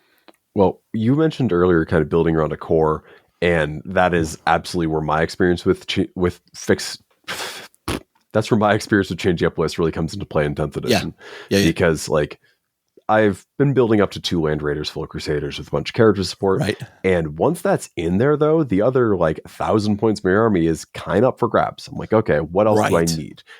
This army could use some objective scoring, some anti-tanks, and some screening, some, like, whatever. And that's where stuff starts playing around, and things move around. And it's like more and more the list gets bespoke until I get to, like, the last little bits I'm changing around. Right. Like, if you were to, like, put a gun to my head and be like, what do you want to change about your army list right now? I'd be like, maybe the Blade Guard and the Chaplain, they're pretty good. I could do something else maybe, or no, the Ballistus has got to go. But, it's the thing where it's like, by changing those things up, swapping things in and out, I've kind of figured out what works and what doesn't. And get to explore my collection more that way. Yeah, I mean, my Black Legion list is really the core unit. I love having Land Raiders. I've always loved Land Raiders. Mm-hmm. I love having Terminators in the Land Raider.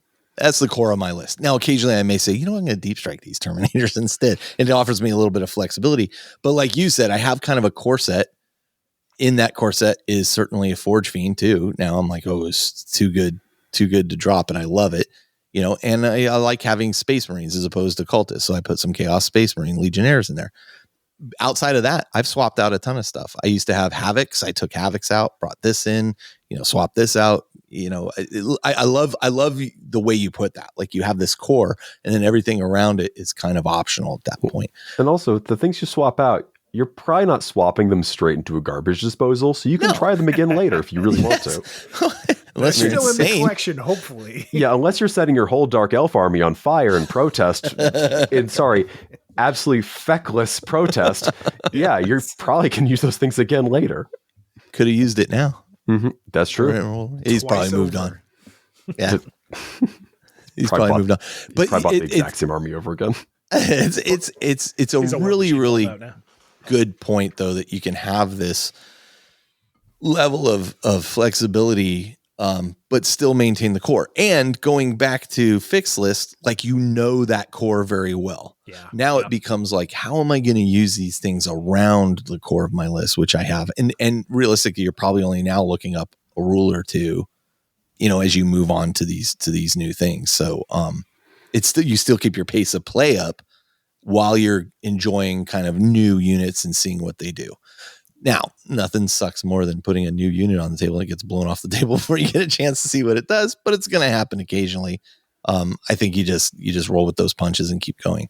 But yeah, I mean, once I added Zangors to my Thousand Suns list, it was like, oh, this is totally different. I had to drop, I don't remember what to take out to put the Zangors in, but it's like, okay, but it's not like I got rid of that model, and occasionally I bring it in. So, I think it's a really, really good point. Yeah. Especially now that the app allows you to duplicate your lists. Yes. In the Warhammer app, like, you can build that core and then you just duplicate that, and then you're swapping out 1 or 2 units. You can save that as a separate list, and you have those options to play around with there.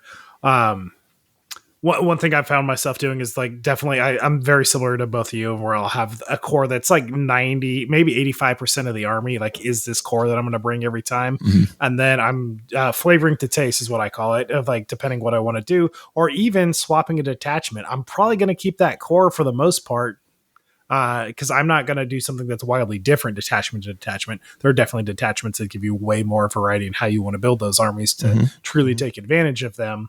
But doing some small changes, even in detachment, will dictate a couple of changes. But that gives you variety in detachment while still having basically the same core, and then just those couple, like, flavored units on the side of those, which gives me a ton of variety without having to take up too much brain space.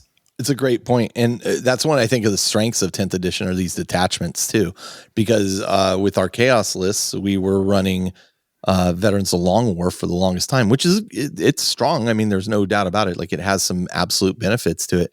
But then we were like, one of the cool things about that is you effectively have the Marine option, where it's like, I pick a unit that I hate this round, and that unit, I'm going to re-roll everything against it.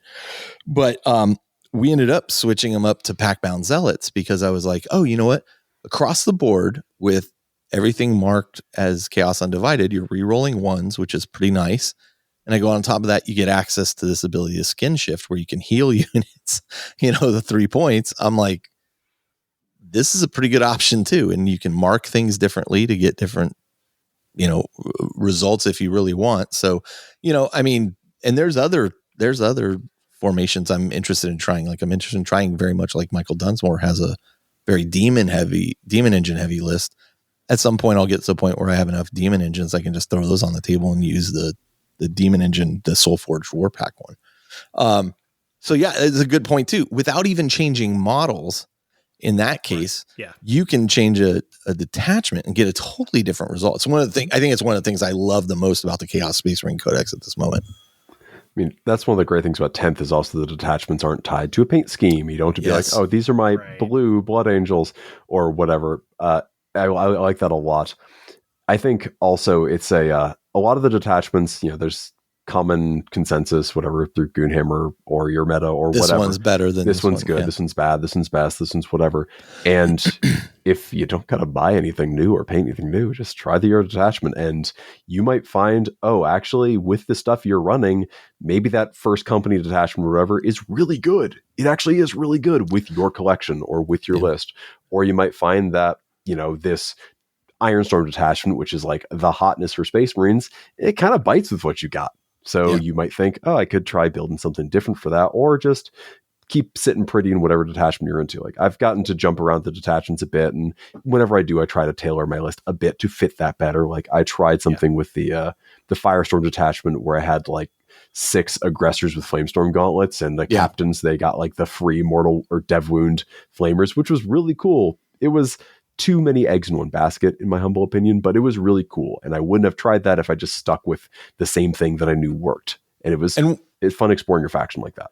And one of the interesting things about, it's interesting because we're focusing on, it may be better under this detachment or better under this detachment. Sometimes better is just a different flavor of play too. I was a Marine player for a very long time. I had a massive Ultramarines army. You were talking earlier about how they have so many data cards. Like one of the great things about Marines is they get all the toys to play with, like all the toys. And so, I mean, there's a lot of appeal to that. But I found that my flavor of play, I really enjoyed the way Chaos played a lot more than the way Marines played. And so I really kind of, once I got into Chaos, I was like, oh, I'm definitely in this. This is Army. It has a lot of variety. It has different things I can do. I get monstrous creatures, which I love. I get sorcerers, which I super love. Okay, cool. I'm going to stick with this. But just that change of flavor made a huge difference for Shell and I, who switched the detachments we were using in the Army. We were like, oh, this is kind of cool, and as Shell said, as long as I continue to be able to roll for what's Dark it called? Pacts. Dark Pact. As long as I get to roll for Dark Pact, I don't care what detachment I take. But for me, it was a very different flavor of change, which just, I don't know that it was necessarily better or worse than the Veterans of the Long War, but it was just different. And I thought, oh, this is kind of more fitting to my style. I mean, in the same way you can't look at any unit in a vacuum, you can't look at a detachment in a vacuum. Fair point. Yeah. So, yeah, fair point. So yeah, I mean, I think trying out different, you get some adaptability as well, right? Regularly changing your list lets you, if in your small meta, it may not be an issue so much.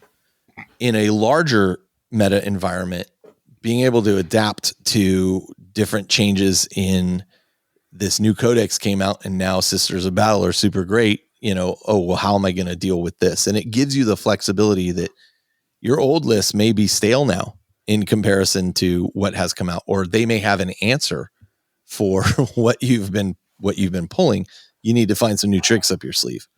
And I remember early on in our games, our buddy Dave was playing Tyranids all the time, and he was playing the Nidzilla list at the time. It was all big monsters, and he'd just come running across the table at your line, and you couldn't stop him. And the next thing you know, he was into your line, just ripping your guys apart.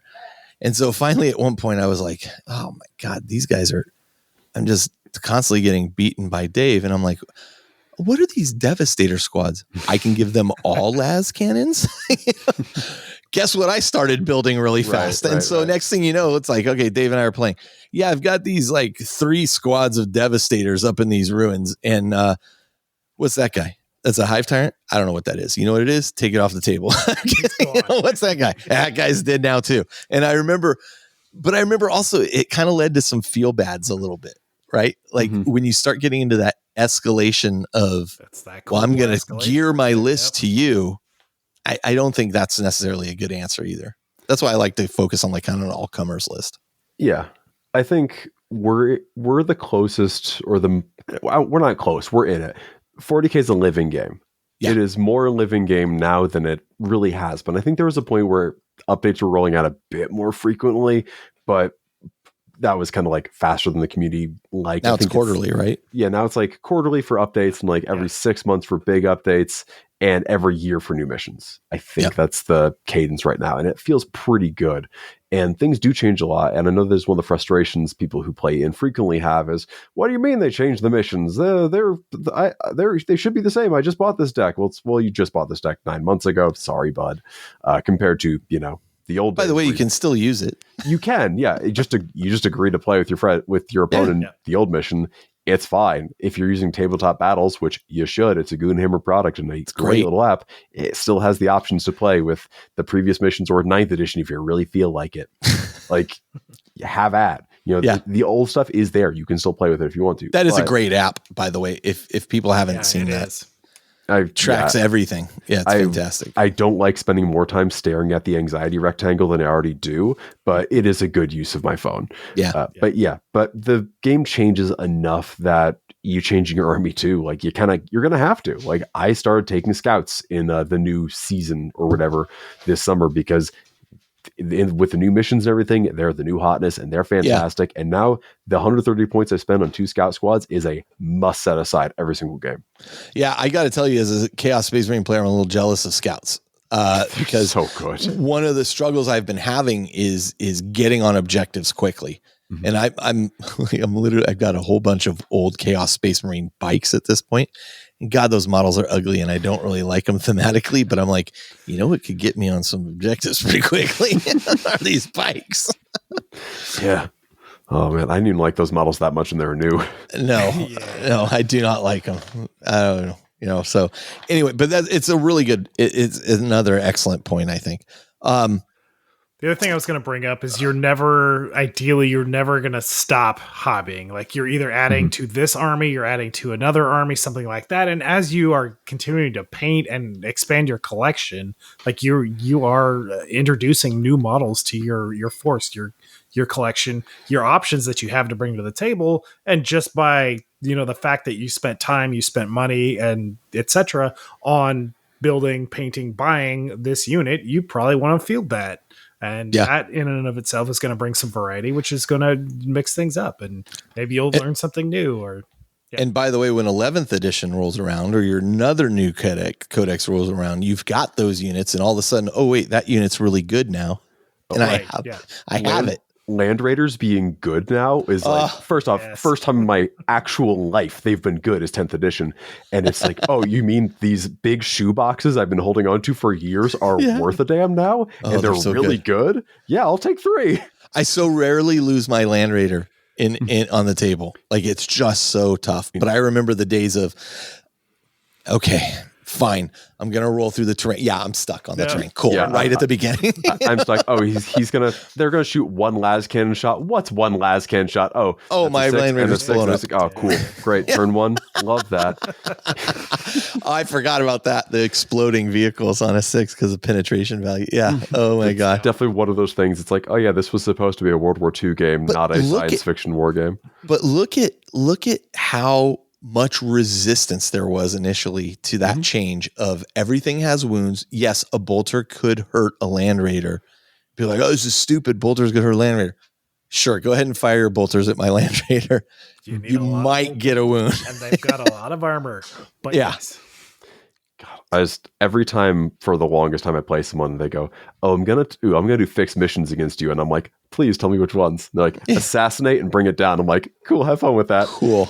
Oh, cool. I think I lost 1 game when someone took those fixed against me just because they always underestimated how tough Land Raiders are. Yeah. It is interesting to watch the evolution of the game over the years and see how 8th edition was such a breath of fresh air in my mind.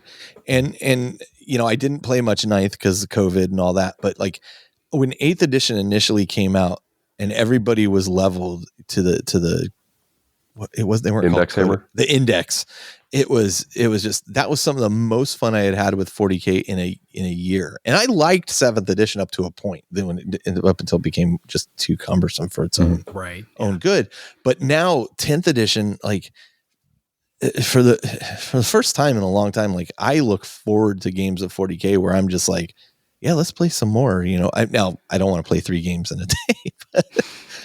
That's neither here nor there, but I am looking forward to Josh is going to go to the club. I'm going to go meet Josh at the club. We'll hang out. We'll both play games and probably get a beer and talk and then, head home. I'm just so excited at the place it's in right now. Yeah. So back on topic though. Also changing your list allows you to kind of improve your tactical flexibility. You can you try out different units that you haven't maybe tried out before. You can see what works in concert with other units. A lot of times, like I'll watch how other players play their units and then say, oh, I like how those things work together. I will try that. A case where I saw that happen was Cheyenne playing his Necrons had Wraiths as a screening unit racing forward, while behind them, I think he had Devastators and something else. And I saw Cheyenne use that to great effect. Once I saw that though, and then Aaron adopted it, I was like, so yeah, I'm not going to bother shooting at the Wraiths. I'm going to shoot at the things behind the Wraiths.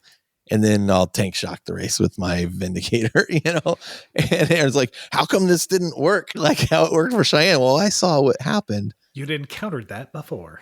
Yeah. And so, but exploring kind of that lets you become a little more familiar with other things. And this kind of dovetails into the exploring your full army's potential, like having lots of units that maybe are obscure or different HQs that you haven't used before, that kind of thing. Where I'm going with that is back to my point about Marines. Like Marines have a lot of toys to play with. Yeah, they have the whole toy box. If you're not exploring some of those toys, like you're missing out on like a major fun part of that game. And maybe not every toy works great how you want it to, or doesn't fit how you thematically see your things, and that's fine. But man, you're never gonna, it's really gonna hold off your burnout on a game, or finding the game less interesting when it's constantly evolving and changing around you. Well, yeah. I think the thing is, if you're changing your list, even if you're a competitive player, it doesn't strictly need to be because you're building your next competitive list. You might just want to try something new. Like, do I know how well Inceptors will do in my list? No, I don't. I haven't tried them out this edition. Yeah. I want to paint some up though, because I think they look cool. I think they offer some utility. I've had them used against me to great effect. I'm curious to see how it would do if I were to use them instead. Yeah. Because getting ideas from other players who body you with extremely good units, like played against a Vanguard Marine list where everything was coming up and going down, like Inceptors, Scouts, and so on, which is where I was like, ooh, I got to get me some of them Scouts. There's some ideas. Yeah, there's some ideas. But the Inceptors, I'm like, okay, those worked with his list because of what he was doing, but how would I use them in my list? Maybe they wouldn't take advantage of the Templar stuff, but they could still be good enough on their own that maybe they're still worth taking. Right. So just trying things out to try things out, not strictly to find the next killer move or the next great unit. Yeah. And it's the sort of thing where if you're playing in somebody and you might just be like, hey, I'm trying something out. You okay with that? Yeah. Depending on the level that they're at too. Yeah. For there's so many just synergies with characters and what units they pair with, and it's a relatively small. Like they're all about the same points. Like it's a pretty small spread on what characters cost, at least from the books that I'm playing in. That it's like, oh, sing how this thing unlocks something, but it synergizes really well with this unit. Like let's swap some stuff out and just see how that goes. And I've really been enjoying just finding the kind of the ideal synergies for characters and how they slot in and incorporating that into a core, or completely mixing it up. Like I'm going to drop this character and that means I'm going to want to change out this unit because they're going to synergize with something else. This new character is going to.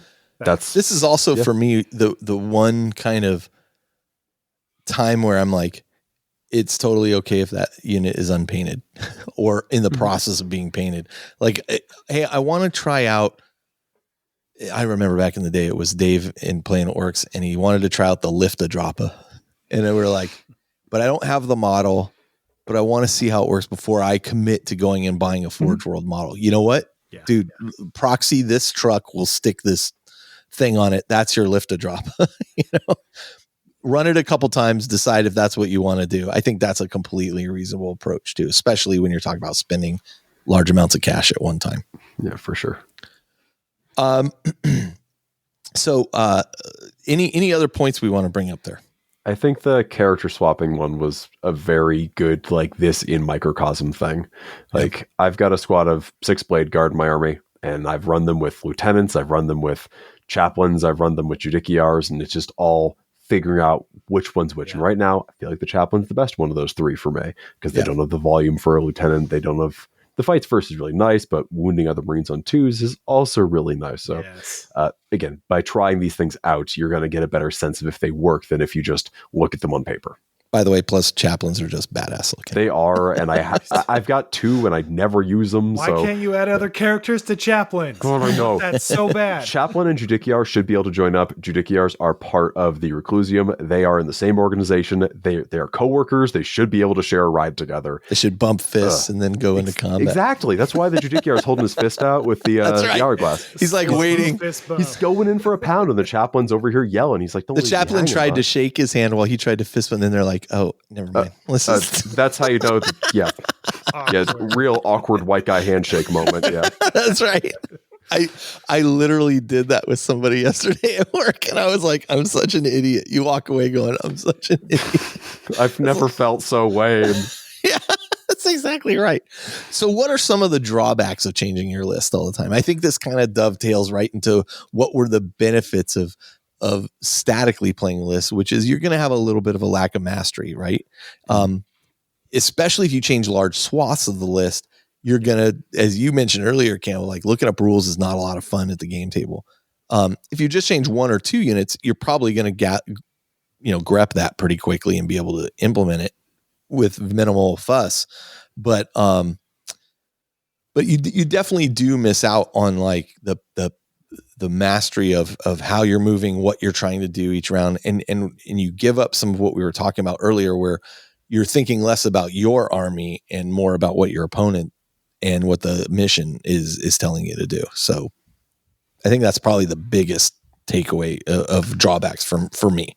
Yeah. I think that is kind of the biggest one, period. Because it's a lot harder to think about what 10 units do and remember what they do than what 1 does, because it's new. You don't want to play 3 6-hour games in a day. No. Oh, my word. 18 hours of 40K. 18 hours of 40K, negative connotation. Yeah. We should recreate the new Hard Boys tournament. And what it is it's 48 straight hours of 40K. That's right. The last person standing wins. You got to be so it's the anymore. Is it like the hands on a hard body challenge where it's that, but for 40K. There we go. That's right. Except it's I don't know, like hands on a Thunderhawk, whatever. That's right. That's right. Well, you'd have to thematically do it, so it'd be 40 hours of 40K. Oh, that's fair. Right. That's fair. Yeah. I feel like that's worth doing for like a charity stream if you want to watch a bunch of extremely punchy people have a miserable time rolling dice at each other. Oh, could you imagine? Charity. Yeah. I remember Blake and Ed at Life After the Covers, they did a 24-hour stream. We went down there and joined it for a while. And they've talked again about maybe we should do 24-hour stream. No, we should not do that. It was awful. Yeah. If you're doing a 24-hour stream, you should have a relief column come in like halfway through. Let them do it for a while. And you should also have a plan on getting through the 24 hours. Listen, they didn't have. I've hung out with the Life After the Cover Save guys. You know. I don't think that's their strong suit. They may be funny, but they're not funny 24 hours in a row. Find me someone who is. I double dog dare you. Double dog dare you. Yeah. There's a reason the Badcast is like 2 hours at most. That's right. Okay, so we have a time investment as well, right? If you're constantly changing your list and prepping your models, it's going to take away from playtime, especially now. If you love painting models all the time, like Dan and Campbell do, you will. You'll probably enjoy that. But building models, painting models does take away from playtime unless you can, schedule those things separately. So you're looking at, and I would say building your list as well is going to take away from time that you could be playing if that's what you want to be focused on. I kind of half agree, half disagree. Sure. Based on please disagree. Here's a first. Only took 2 hours, but we got there. Josh said something earlier about how, like, ideally you're never not hobbying. I don't mean 24 hours a day or compulsively, but I mean like this is a hobby. It should be part of your life, and ideally you'll always have some of it going on in some capacity. Because like I love painting. Painting is actually it's definitely the thing I do the most. Last couple of weeks, not as much, but still, that's the thing I engage with the most of the hobby. But once you're doing it, you're in your zone and you're relaxing. And exactly, it is the only thing that reliably chills me out. So painting new stuff and adding new stuff to an army, that sounds great. I love painting Space Marines. If I didn't, I wouldn't have painted like half a dozen Marine armies. Yep. Right. And so many thousand points of each one. But the counterpoint is sometimes you want to paint something different. Like sometimes you don't want to paint Marines anymore. You want to paint Eldar or Stormcast or Lord of the Rings models. Lord of the Rings models or World War II, whatever. Insert game here. Trench Crusade. There's a million. Yeah, there you go. Eventually you found our way back. But yeah, like, so on the one hand, yeah, you want to always be doing some hobby stuff. And, you know, sometimes I really do just want to paint Space Marines. I really do just want to highlight Black Power armor and do freehand heraldry and stuff like that. And other times I super don't. And I'd rather just be chilling out with some goblins. But yeah. So, We're painting some Empire guys. Mm-hmm. Highlighting some COD pieces. One thing we didn't talk a lot about is, I mean, just changing lists too. Like it would not just the list, but actually changing factions, changing armies, and how much variety that unlocks, and you know all the rewarding things. Like completely different play style. This is an assault army. This is that's even more dramatic. Balance. Right. Yeah. And that's obviously more cost, more time, more painting, all those things, similar drawbacks that you have even less mastery if you're not just playing with multiple lists of the same army, but playing with 3 or 4 different armies and multiple lists within there. But but the variety in there, like it, you know, I mean, I've been building, painting, and playing since I was 7. Like obviously I've been in this hobby a long time, and it's a huge part of my life and something I'm going to keep doing. And like I've built, painted, sold, rebuilt, repainted, replayed, sold, like so many different armies over the years. But it just, you know, it's the hobby that I love. It's something that I love doing, and having that kind of variety. And when it gets stagnant, you know, you sell it off, or you have to shelve it for a bit and just jump on the next one. That there's so much to be gained in just the passion and pursuing, you know, what's there, even if it, you know, it might be detrimental to your gameplay. It's still so good for my soul. As another side note to that, Josh, it is interesting how involved it becomes. Like 40K becomes like we're all podcasters, right? That's a whole other layer on top of the nerddom that we are doing of playing this stupid game and painting and reading the fiction around it. Like it's really fascinating to me. Like I did not intentionally go down this hole. What ended up happening was our D&D group would meet every Sunday and play every Sunday. And then, you know, people started not being able to make it and blah, blah, blah, the typical role-playing game stuff. And I was like, I need a game that I can play against one other person. I've always been interested in 40K. Maybe I'll play that. And then suddenly it just took over everything. And then, you know, I'm a person that always wants to get more involved in the larger community. So Jeff and I start the podcast, and then it's like a whole nother level. Now it's like the podcast kind of feeds getting hobby progress done, because you want to be able to talk about the hobby progress you get done, but then you're playing more, and, you know, it all just builds on itself to the point where there's people who, when they think about me, all they think is, oh, that's that 40K guy, right? Or whatever. But even though I have like a whole other part of my life, but it is a large part of it, without a doubt. Warhammer, for all 3 of us, I would argue. Yeah. Warhammer is something that fills the container it's put in. Yeah. For better and that's a good way of worse. putting it. Yeah. I've also had someone be like, oh yeah, you're one of those guys where Warhammer's your personality. And I'm like, that's one of the meanest things you could possibly say to me. I know you meant it as a joke, but it really hurt my feelings. And also kind of true. It's not wrong, but it is still like minimizing. It's like, I'm an artist. I love film. I love learning languages. I love a lot of things that aren't just Warhammer. And that's important to becoming a well-rounded human being. But yeah, surface level, yeah, it is my job. It's not wrong, but it's wrong. Yeah, it's not wrong, but it still sucks. But also, that kind of reminds me, there was a video from like years ago by a YouTuber named Red Bard called "Can You Live Entirely Off of Evangelion Merchandise?" And I had an idea for a video when I was doing my own thing. You can.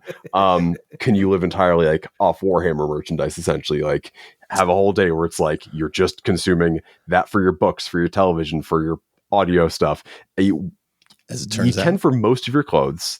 I don't think you can buy pants anymore for them. Oh, you could get those tights. You could buy. I almost bought them for Justin. You could buy the Wild Bangarang leggings. That company's no longer in business. I regret to inform you. So yeah, maybe find those Merchoid bathrobes and just wear those around. Unless you live in proximity to Warhammer World, you can't really eat Warhammer for a whole day. True. I mean, I guess you can eat anything if you try hard enough, but you're not going to like it. But yeah, so there's my The tangent. callback to your live show about what pot of paint would you drink if you could. Right. Well, that's the thing. You can take a shot of any wash, probably, and not die. The Independent Characters does not recommend that you drink your paints or your Do not washes. condone consumption of hobby materials. I'm a dirty brush licker, and I got some opinions on what paints taste better than others. Citadel honestly tastes I like a my lot. brushes too. Yeah, Citadel tastes a lot better than Monument Hobbies paints, which means probably less poisonous. I remember when I was starting out painting, and my friend Kentaro was like, "Oh yeah," and he puts his brushes on. I'm like, "That's disgusting." Now I'm just like, Yeah. all the time, all the time. Yeah, I'll It's have amazing. like a red like smear right here on my lip, and I was like, "Did I bust my lip?" No, I was No, I just painting painted it. bolters. I'm just doing that That's for a your while. wet palette right there. So Shell's been doing a lot of painting, like her Beastmen and all that stuff. And today I went over to the painting table and I'm like kind of straightening some things up because I'm starting to prep to paint something. And I'm like, how did this paint get all over my lamp? like, what is going on with this woman?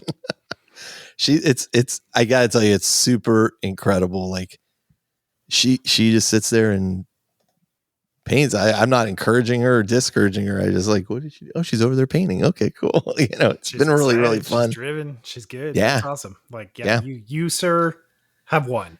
I've lucked out. Even if she becomes a way better player than you and beats you every time, you have won. Then I'm going to sign her up for the tournament list. I'll be in the back like that old guy in Rocky, like, coach, you got to get back in there, Shell. Here's Carl, I'm just going to tell you this right now. Under no circumstances, call her a bum if she loses a game, all right? you bum. You got to win these games, Rock, you bum. It's not how hard you fall down. It's can you get back up? You don't take the fall in the fourth. No, you feel no pain. All right. Have we covered all this topic? I think maybe we have. Did we miss anything? I don't think so. Changing up your list can cost some money if you keep buying stuff. This is true. But, we've kind of talked about that throughout too. But do you need me to bang the drum that Warhammer is not the cheapest hobby in the world? It's also not the most expensive. Precisely. It ain't paintball. It ain't. Geez, you go to a movie today with a date. You can buy. You're making you're like supposing a lot about the average listener here, Carl. That well, okay. Listen, you and your buddy go to a movie, and you pay. I was going to say no. Let me edit. Let me live edit. You're supposing a lot about the average Warhammer player, not the average IC's player who is surrounded by people they love and who love them back. I love it. This is one of the things I love about our community. Actually, super supportive. And it's a great community. What can I say? I think actually both the ICs and the Badcast community have just been like, I'm in your guys' Discord and I hang out. You were posting pet pictures the other day, and I was very happy to see that. I like posting pet pictures. I was like, oh, there's pet thread. I got pictures of my animals. I think it's great. And it's always been a very, very supportive group. I think on both sides of the fence, and I think that's probably why you and I and Dan and Josh all get along, is because we're kind of cut from the same cloth. So. Yeah, no, there's a big old Venn diagram there. Yeah, for sure. There's a lot. Both our logos are circles, even. So this is true. So let's do this. We'll take a short break. We'll come back and we'll close out the show.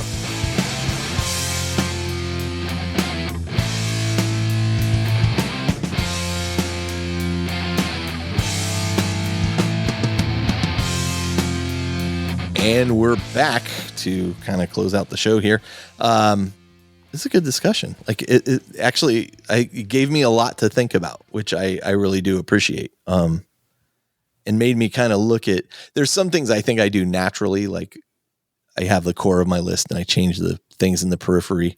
One point I wanted to bring up that I forgot I had made a note here was, for good or ill, the lists are not as flexible as they used to be. Like I remember you could spend 100 hours deciding, I'm going to put a melta gun on this guy, but a plasma pistol on this guy, and then a thing. And okay, that's 5 points. And then now I'm 5 points over. Well, I'll just pull this off of this one guy. It was easy to dial it in right to 2,000 points. Yeah. But I was just reading the Lord of the Rings battle game, whatever it's whatever its Middle-earth- acronym is. Strategy J.R.R. battle Tolkien's Middle-earth strategy battle game presented by Games Workshop trademark. Yeah. Jamurbagiga. So I was I was reading that, and it actually says in there when it's talking about point values, it's like it's rare that you're going to actually hit the exact point value. You'll probably wind up a few points underneath it. Just get used to that concept, and I think that's been a hard thing for hardcore list builder players to adjust to in 40K these days. But for good or ill, that's what it is. I mean, realistically, how big a difference did those 5 points Does or not. whatever generally make? The Does power not. sword in your tactical squad sergeant, cool. Maybe you get lucky. It's probably not going to do any more than the bolt gun or a chainsword would. Yeah, in the I grand scheme remember of things. talking to John French about this at one point, because at the time, power fists would like double your strength, right? Yeah. So if you had a strength 4 Marine with a power fist, now he's hitting at strength 8. Okay, cool. But a power fist on an Imperial Guardsman goes from strength 3 to strength 6, but they both cost 25 points. Arguably, one is less effective than the other. So why are they, it was this whole discussion about point values and how they're really, honestly, fairly arbitrary overall. Right. Yeah. Yeah. I mean, generally the notion I've gotten from sort of seeing how the sausage is made is it's a lot of just vibes. It's like, this doesn't feel right at 75 points. Let's put it up to 90. All right, that feels a bit wrong the other side. 85? Yeah, good enough. Because this, like, Battletech has a formula for its points. Like, there is straight up a formula for why a Warhammer 2C or whatever is 1473 battle value or whatever. Just pull from Right. a hat. 40K doesn't have that. 40K has a lot more variables to it than a game like Battletech does. Yeah. And trying to balance that perfectly, you can't. Like, you can do better. You can always try to do better, but you're never going to get it perfect. And there's no mathematical formula you can figure out for it. I would say And they're that's okay.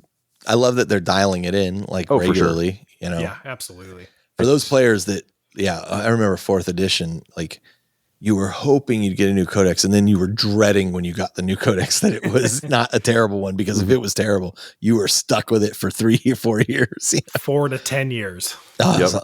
Dark Eldar. Dark considered, Eldar. Yep. Exactly. Yeah, All right. They got their comeuppance. They're all right. There. Final messages here. I think any guys got anything you want to throw out there? I'm just message really wise. excited to get back into it and play a bunch of more 40K. I can't wait to see you, man. It's going to be a blast.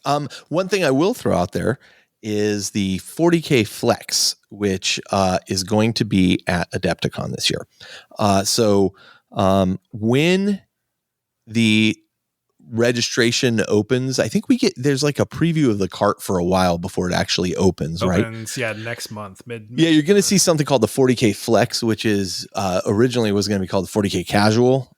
This is an event that's sponsored by the independent characters. I'm running it 2 of the 4 days that it'll be there, just because I wasn't ready to commit my entire convention time to doing this. But for those people who are not like Campbell and are into way more casual play than competitive play, the 40K Flex is 2 games a day. They are 9 a.m. to noon and then 1 p.m. to 4. So 3-hour sessions to play your 2,000 point game. Not 6 hours, sorry. And 6 total. Legends units are allowed, whatever. And we're just setting you up with opponents to play, to have fun, to get to meet people, to chill out, relax, play casual games. And for every game you play, you get your ticket put into an entry for prizes. So there's no prizes for like best warrior or, we're thinking about a couple of things like maybe the best sportsman type of situations or maybe some silly stuff. But it's really just about playing, meeting people, hanging out, not worrying about, I got to be there at this point and I got to leave by this point. If you sign up for one day and you come to one game and not another game, that's fine. We'll have ringers that can step in. And if we have an odd number of players, they can play. So you don't feel like that obligation, but you still get entry into the drawing for a prize. So prizes will be given out daily. And it'll be fun. It'll be fun. It's meant to just be super casual, super fun. So take a look for that if that sounds like that's something your speed. Yeah, just kind of like organized pickup games for fun. If you want to play somebody super tournament, just let us know. We'll try to set you up with somebody else who's super tournament. But the idea is really just kind of casual hangout games where you have beers at the table and food and laughter. So That's what I'm running at Adepticon. That's the only thing I have. We have, please leave us reviews on iTunes. Every now and then people are leaving us new reviews. We really appreciate it. It helps the show get recognized and seen. iTunes is the biggest distributor of podcasts, where we get most of our downloads. So we do appreciate that. We have a Facebook group. We have a Patreon. We have Goonhammer. You want to talk a little bit about Goonhammer, Cam? I'd love to. I am the video boy over at Goonhammer. We've been putting out a bunch of... Soon you hope to be the video man. No, someday. So I should have a interview with Tuomas Pirinen and Mike Franchina about Trench Crusade coming out real soon. Probably by the time you'll listen to this. We also recently put out a guide to secret missions, which, as I said, was basically so I could learn what they do. But Nice. Check that out. I think it was a lot of fun to shoot. It was a lot of fun to write, a lot of fun to learn about that. And also, the videos are fantastic, by the way. And I'm not just saying that because you're here and your friend, like, super interesting stuff. Your presentation style and everything is just really, really spot on. I appreciate it. It's basically an hour of me manic in front of a camera edited down to 15 minutes of something watchable. We also have some more updates or videos recently on like winners and losers from the balance data update that happened in October. It's not a data slate. That's its own thing. And just kind of about the new missions and all that stuff. So check Goonhammer out on YouTube. Check out goonhammer.com for all the written stuff. Most of the videos, if not all of them to this point, have had written companion pieces too, if you'd rather read information than watch or listen to it. But it's all out there for you to enjoy and maybe learn a thing or two from. Cool. And you guys are still putting out bonus content. Like you have a bank of bonus content for 40K Badcast. That's your Patreons, right? We do. I wish we had more. The last bonus thing is going to come out at the end of this month, I believe, which is another one of our See You in the Next cartoon review shows, if memory serves correctly.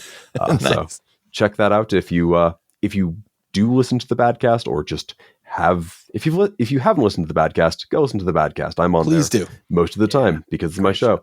But we also have a ton of bonus episodes there. So if you do like it, you can give us some money on Patreon and listen to a whole buttload of extra stuff. It's great stuff. It's super funny. You're even on it sometimes. Occasionally. I always let people know when I'm going to be on it. You know, I was on myself and my family were on Doug Loves Movies, podcast recently. We weren't guests on it, but like you can hear my wife laughing in the audience. And one of the things they do on the show, which is really funny, is like, so the way the show works, if you're not familiar, Doug Benson's a comic. He has 3 other comics on stage, and they play like kind of movie trivia games that he has made up and makes them go through. And people bring like they call them name tags, but they're usually signs or something else that's like involving their name. And so we had created a name tag, which was a poster of this thing called the Benson murders, the Benson murder case, which was an actual movie. Like it's an old movie from like the 40s or 50s or something. And so he's like, oh, what's that? And we said, well, it's his actual movie. And he's like, oh, and I like photoshopped his face onto the thing.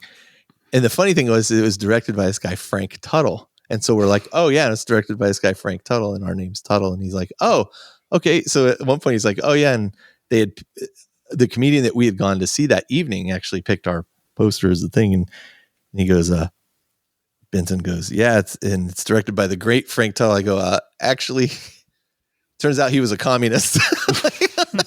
And they're like, you got to stop talking, man. Like you're making it worse. You know?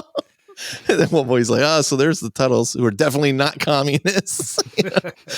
It was a good time. Anyway, check out Doug Loves Movies if you're looking for some funny content as well. Okay. You guys got anything else you want to throw out there before we close out? If you want to go to Hawaii in January, go check out War on the Shore. It's the weekend before LVO. Go play some sweet fun games and enjoy the beach and camp lifestyle. It's catching a lot of the people that are coming from like Australia, New Zealand to go to LVO in the weekend before. They're stopping here for War on the Shore in Hawaii. Joshua is going to be there. I'm going to be there. Shell's going to be there. Todd's running it with Emery, and it's going to be awesome. We're going to be on the North Shore of the Big Island, just swimming and then playing 40K. So it'll be amazing. So cool. Yeah. So you should go, Campbell. I know I should. I'm trying to. Maybe next year. Maybe next year. Maybe it is next year. It's in January. Yeah, it is. You just the year just after that. bamboozled me, Tuttle. Well, I'm a communist. All right. Well, until next time, this is Carl. This is Campbell. This is Josh. And we're coming to you from the Astronomicon and around, where it's time to get fixed. Fix your list or we'll fix you, you bum. Where variety is the spice of life. I love it. All right. Thank you so much, and we will see you next time.